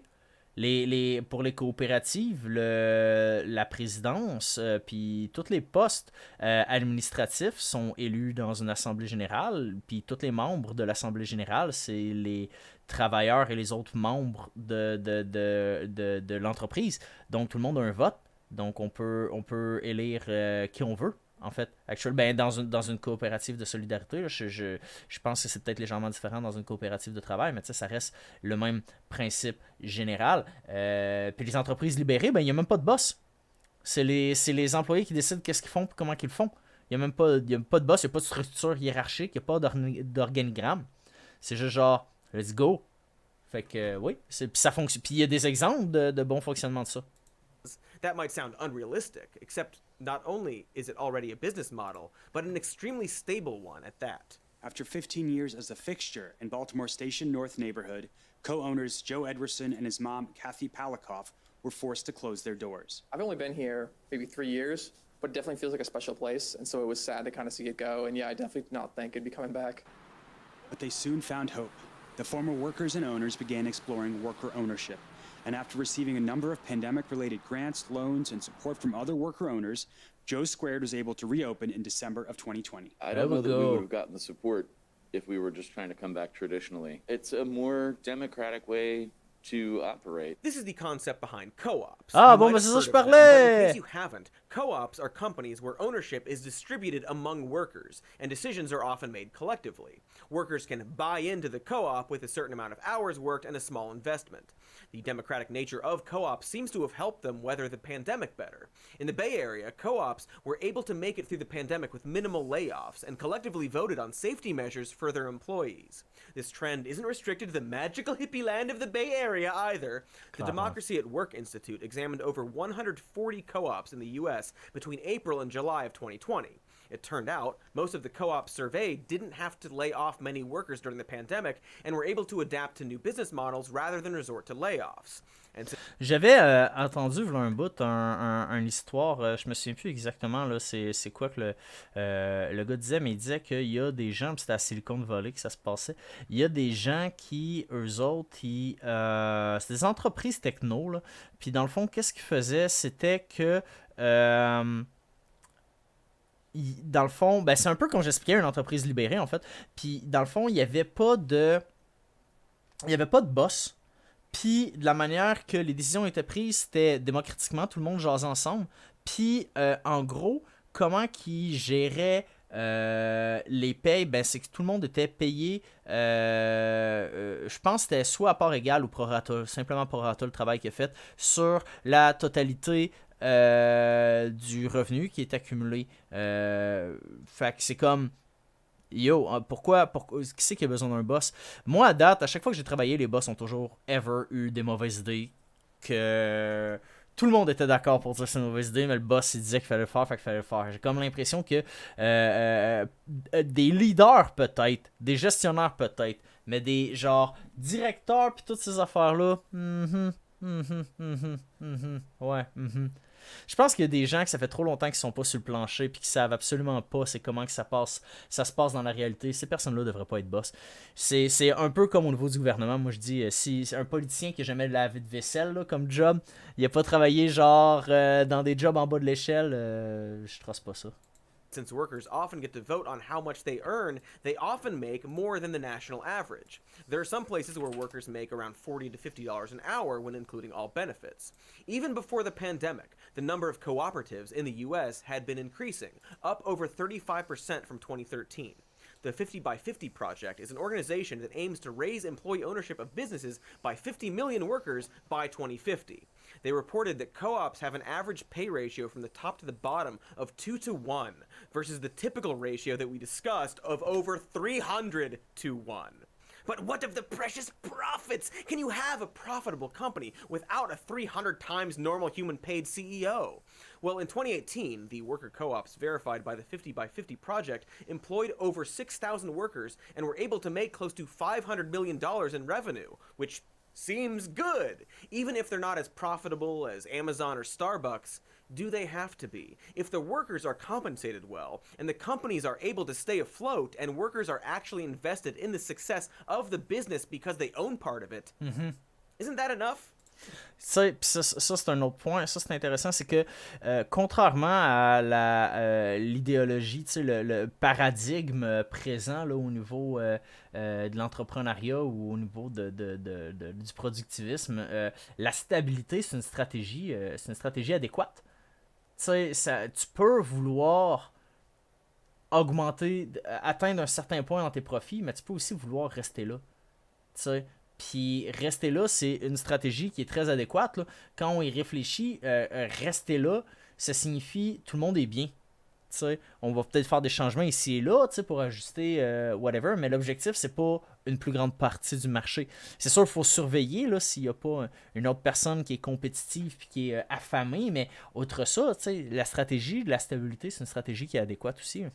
Do we need to be constantly shoveling green paper into the gaping maw of capitalism, or is worker happiness and well-being a better measure of success? Of course, as long as monopolies get bigger and bigger, it is hard to imagine a system like co-ops taking off. You know, I generally accept the premise that forward progress is good. Technology and society often improve as time lurches forward, even if it doesn't seem fast enough. But if you watched our previous episode on the history of work, it really seems like there's some aspects here that aren't getting better as they become more advanced. Technology and tech companies should be making us work fewer hours a week, not more. The internet should be creating smaller and increasingly niche businesses, not this series of monster corporations taking over their respective industries. Or in the case of Amazon, like 20 different industries. But the one assurance here is that with all their technology and power, they still haven't found a way to replace us, the worker. And if we remain united, use unions and strikes to our advantage, well, then in some ways, every company becomes a co-op. Because without us, they have nothing. At least until they find a way to replace us with robots, which in theory would force the government to create some kind of universal basic income, right? I mean, they certainly wouldn't just let everyone starve and die because a small percentage of rich people don't want to pay more taxes, right? Am I right? Somebody please say something. Anyway, I hope that explains why I'm on strike and why you should go on strike too, Warmbo, who I've been talking to this whole time, if you recall. Anything to be close to Mr. Cody and spell Mr. Cody. Okay. Thanks. Ben, je pense que ça met un terme à cette vidéo-là. Il commence déjà à être tard, mais moi je serais quand même down pour en écouter un autre. J'en avais un autre petit qu'on va pouvoir écouter celui. Poup. There we go. Yeah. What's up, What's up, guys? Michael here to talk about a wisecrack all-time favorite, The Office. We've covered the pointless grind of working at a paper company or the weird philosophical implications of Dwight K. Schrute, but today I'm here to talk to you about your boss and how they may or may not be trying to convince you and or trick you into caring about your job. And in doing so, they might be a little more Michael Scott than you realize. We'll explain in this Wisecrack edition on Michael Scott. And spoilers ahead for The Office. At its core, The Office is a show about a workplace littered with people who kinda suck at their jobs. Like an accountant who can't count. 50. Oh, this is a button. Or a quality assurance rep who seems more down for crime than white-collar work. And while folks like Oscar and Angela seem competent enough, it doesn't really matter because they're working for the king of incompetence, Michael Scott. I declare Bankruptcy! C'est le meilleur Of course, bout. the show later backtracks on that. Utica, Albany, all the other branches are struggling, but your branch is reporting strong numbers. Before double backtracking to show Michael's incompetence once again. Sometimes I'll start a sentence. Ça, mais attends, wow, attends, ça c'est moi dans vraie vie. Ça... ça par contre, c'est moi dans vraie vie. Cette quote-là, c'est moi dans vraie vie. Parce que j'ai un skill vraiment weird que j'appelle le Random Words Generator. C'est que souvent, je dis des affaires puis je m'attends pas à les dire. Puis souvent, je sais, genre, je considère que j'ai une bonne structure généralement quand je communique, mais ça m'arrive très souvent d'avoir une idée, de devenir hyped, puis de vouloir dire le truc. Puis en cours de route, genre, il faut que je trouve exactement la quote en fait. Backtracking to show Michael's incompetence once Cette again. quote-là. Sometimes I'll start a sentence, and I don't even know where it's going. I just hope I find it along the way. Anyway, Ça, our c'est useless tellement workers moi, are man. also joined by our unwilling workers. People who could be good at their job if they gave even the slightest iota of a about what they do. There's Stanley, who passes time napping, Stanley, I thought you hated Halloween. Shh. He wears it so he can sleep at his desk. doing crossword puzzles, and dreaming of retirement. Or the disgraced Ryan, who doesn't do much of anything. A strategy that eventually gets him thrown into a closet. Enjoy it. And of course, there's Jim, slacker supreme, who pulls his coworkers, even the motivated ones, into a spiral of unproductive antics for much of the early seasons. When he's excited about something like the Office Olympics, he gets really into it and he does a really great job. But the problem with Jim is that he works here, so that hardly ever happens. He's smart, he just doesn't give a single Now, some of this can all be chalked up to the pains of working in a bullshit job, a topic we've covered before. Yes. But we actually think it's really interesting because it speaks to a centuries-old problem in business, getting people to show up and do their damn job. This might shock you, but showing up to work every day has never been an easy sell. During the long dissolution of feudalism, vagrancy laws were enacted to penalize anyone who wasn't vibing with the whole getting a job thing. The goal, according to sociologist William Chambliss, was to make sure that employers had access to cheap laborers who literally could not turn down a job. After the Industrial Revolution... Yo, ça vous rappelle rien, ça? On a vu juste avant la compagnie, c'était quoi, Tether qui a poursuivi du monde pour avoir voulu quitter leur job. Ça, c'est la même shit. Bosses would struggle to acculturate their employees to workplace practices like not being faced at work, showing up on time, or even just showing up at all. Over the years, workers toiling away in horrible factories would rebel against their bosses by deliberately sabotaging down their work, doing their work poorly, and not showing up. And if those workers were organized, they'd just plain go on strike, a collective version of not showing up that sometimes involved fun signs, and sometimes involved bombs and military intervention. Oops. This doesn't really sound like the modern American workplace, of course. While absenteeism remains a problem, most people show up on time, or like 5 minutes late. That's because we don't have some ancestral farm to return to, unlike Dwight, and most of us would rather show up to a job, even if we hate it, if only to keep the electricity on and the Netflix streaming. But the problem isn't extinct. People like Jim continue to dick around all day, and corporations like Dunder Mifflin continue to try to stop them from doing so, whether by enacting policies against wasting time, Time thief, fire him. or tyrannically monitoring workers' comp. He's not using crutches. Oh, get the camera. Oh, workers, comp my ass. Clearly, this whole struggle to get large groups of people to actually do their jobs persists today, and is way more interesting than you'd think.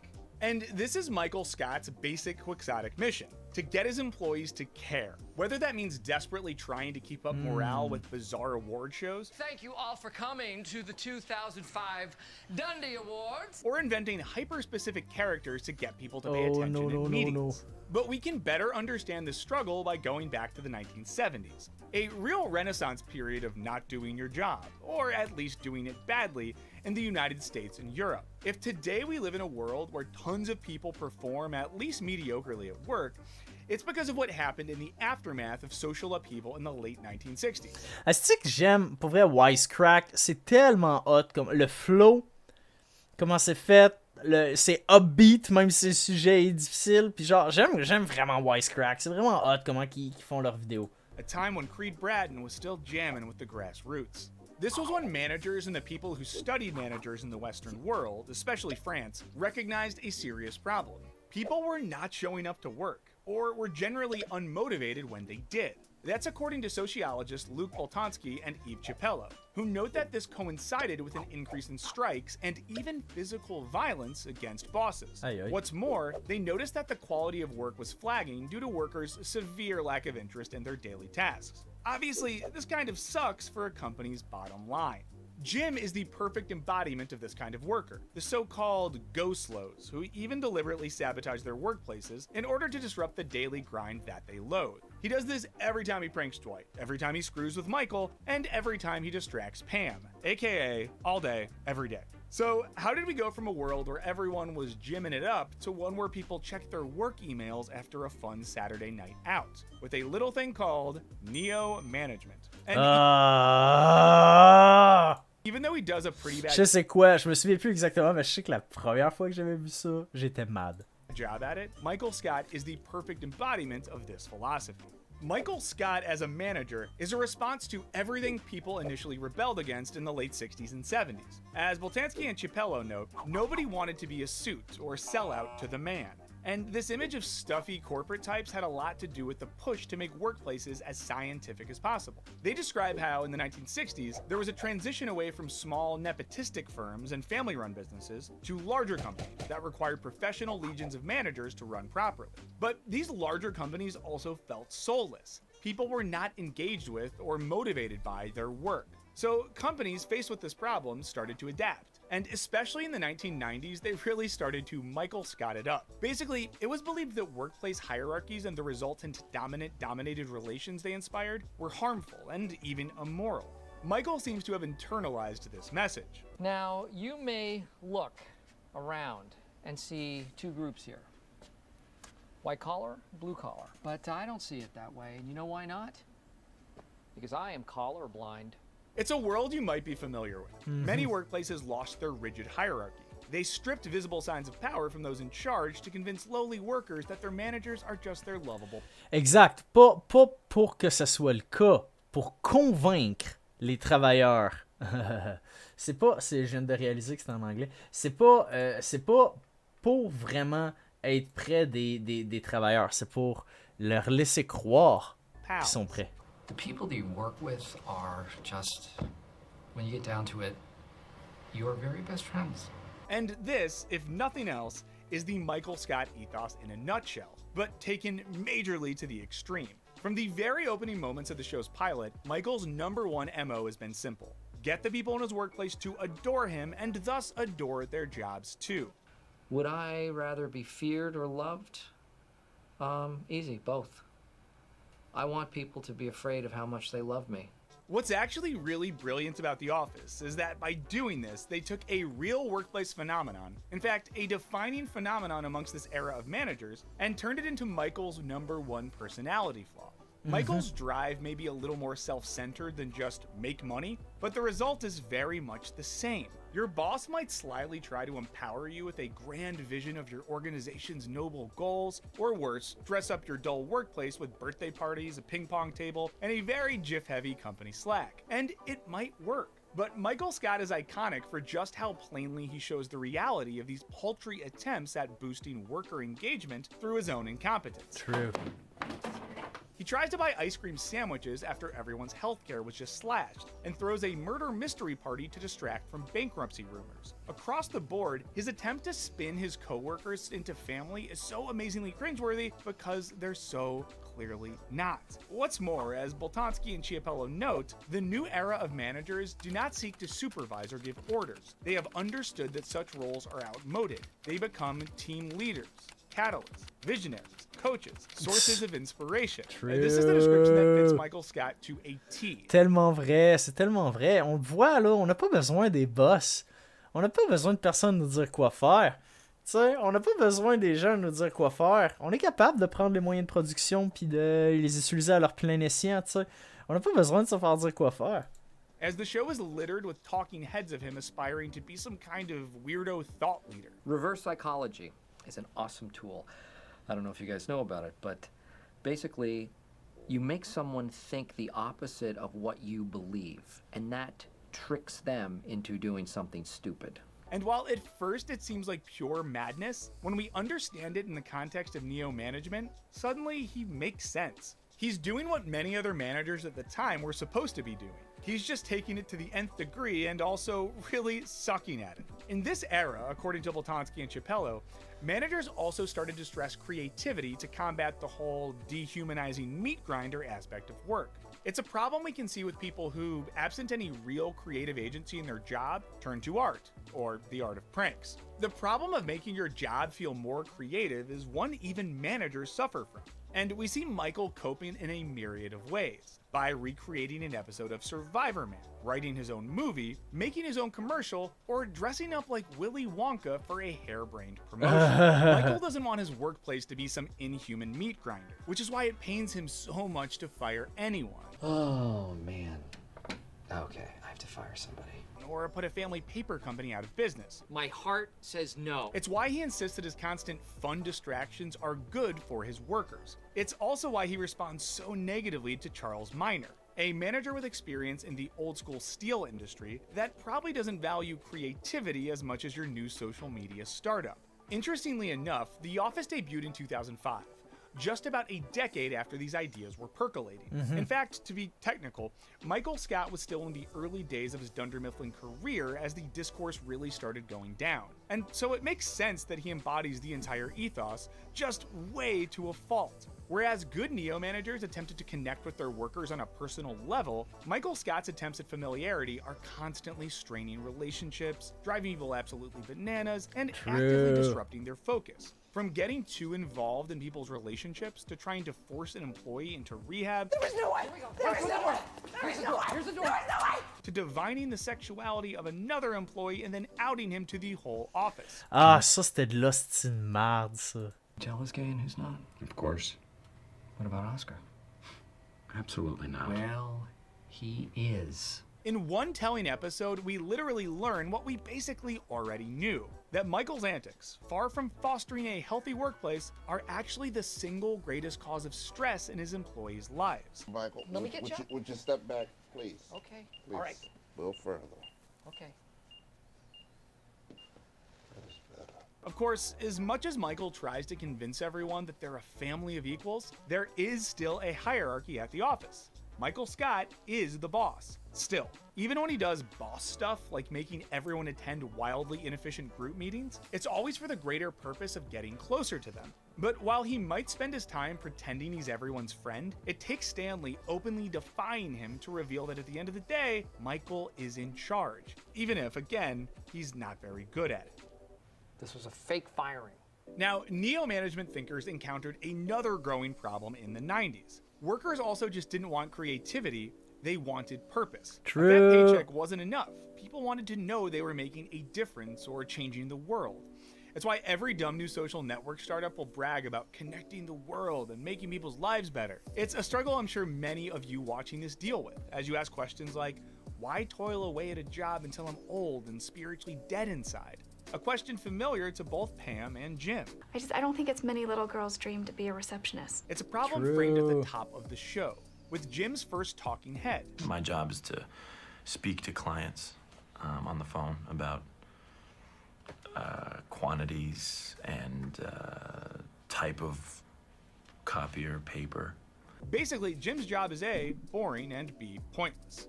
And even after Michael is gone, the way the show ends up with a happily ever after is to give Jim a job that is fun, but able to retroactively give his time at Dunder Mifflin a purpose. It was all worth it, you see, because Jim built a family and even married his coworker. His final talking head here mirrors his opening one, only with the added purpose of love.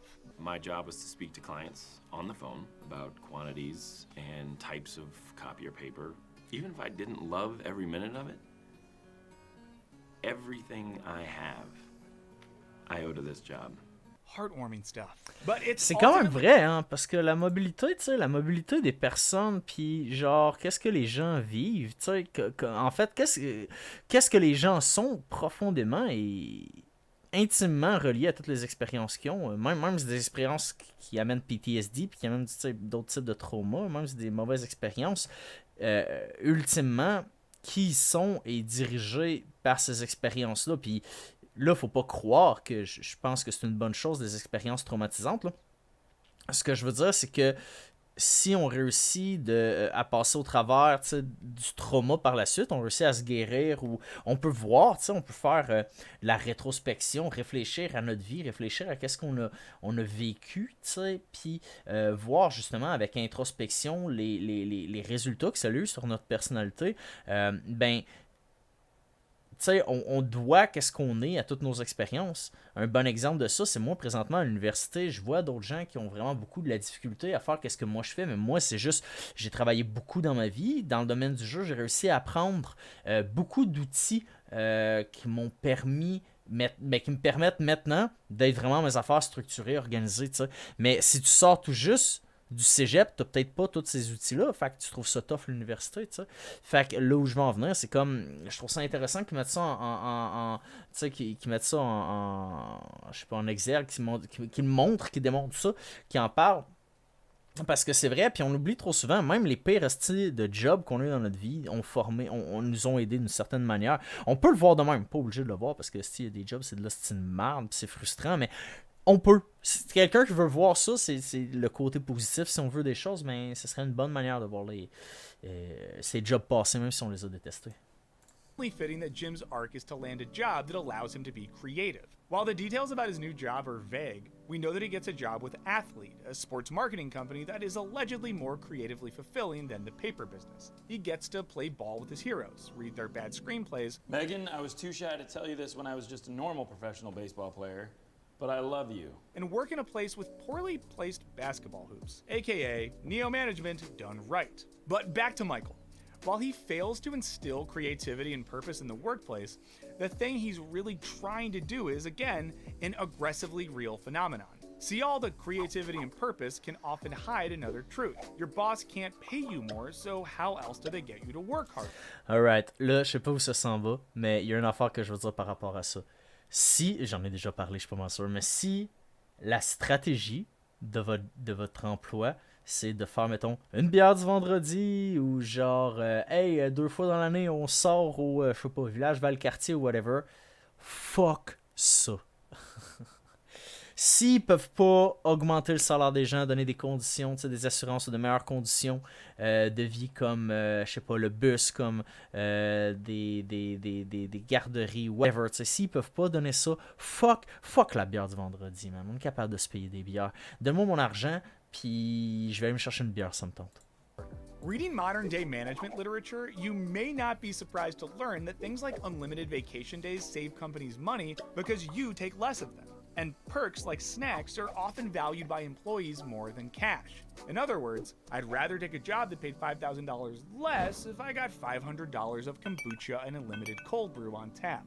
See, as the economy changed, work became more competitive, and opportunities to rise in the ranks of your company shrank significantly. This loss of hierarchy meant less manager-type positions to move up into, and companies always looking to increase their profit margin looked to get more out of people for less. As a result, your manager couldn't always use the motivation of a raise or a real promotion. We see this very plainly when Michael gives Dwight an in-name only promotion, which functionally does nothing to change his job or pay rate. I am promoting you from assistant to the regional manager to assistant regional manager. Another way managers make workers feel motivated is by assigning their underlings tasks that are actually managerial work to make them feel more valued. Think of that time when Michael let Dwight pick their new healthcare plan. For that matter, Dwight regularly takes on managerial tasks, responding to Michael's lackadays with overly fervent supervising. These strategies are all part of a larger attempt to get you to emotionally engage with your job and the people you work with. But are there risks to this? C'est un move managérial de tu sais, les gestionnaires qui vont faire ça, ils vont faire ok, tu veux plus de responsabilités, puis aussi plus de responsabilités. Puis ça se peut même qu'ils font comme ok, ouais, genre prends-en plus de responsabilités, tu vas avoir des chances de peut-être monter dans la hiérarchie, puis ou bien d'avoir une augmentation salariale ou whatever. Tu sais, fait que c'est ça c'est le move. C'est le move des gestionnaires de se déloader de leur travail, mettre le travail sur les employés qui ont une vraiment plus poche paye qu'eux autres, puis des moins bonnes conditions. Puis après ça, eux autres ils peuvent chiller, puis les employés ils sont comme ah yes man, mon boss même m'a donné des responsabilités. What happens when your boss does have an emotional hold over you? Because rest assured, Michael, in spite of his very alienating methods, certainly does have that emotional hold over at least some of his workers. Dwight would literally kill for him. And one of the show's most memorable moments is when Pam leaves Dunder Mifflin to follow Michael on his quest to form his own paper company. This reflects a real effect of good neo-management, which is that people get a new kind of investment in their job. The investment of, as noted by 𝐓𝐡𝐞 𝐊𝐲𝐧𝐠𝐝𝐨𝐦, not only their technical skills, but also their creativity, their sense of friendship, their emotionalism, and so on, i.e., your full damn self. This can, though does not always, result in one of your coworkers being your best man. I can't believe you came. That's what she said. So what gets lost when your work life disappears into your life?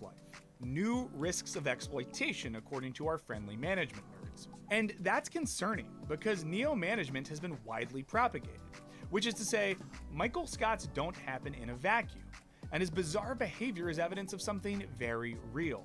In this way, The Office actually functions as a really good case study of why your boss shouldn't feel like your family. Because when that happens, it's a whole lot easier for your work to become your life. Now, I'm not saying you can't like your boss and that sometimes getting the invites to his elaborate dinner parties isn't dope.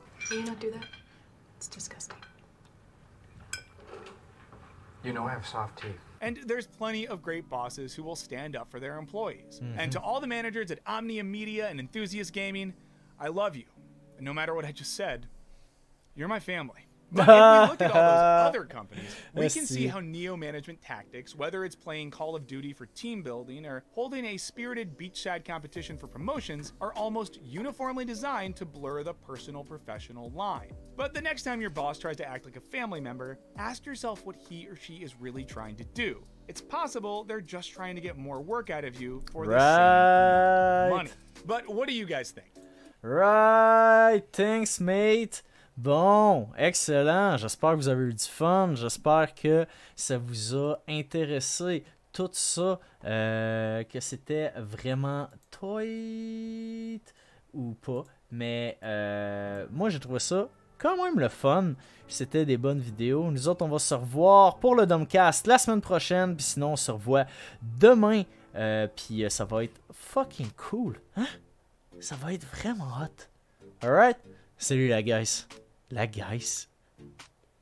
Salut guys. Salut la gang. J'ai mélangé les deux. Voyons, Dumby,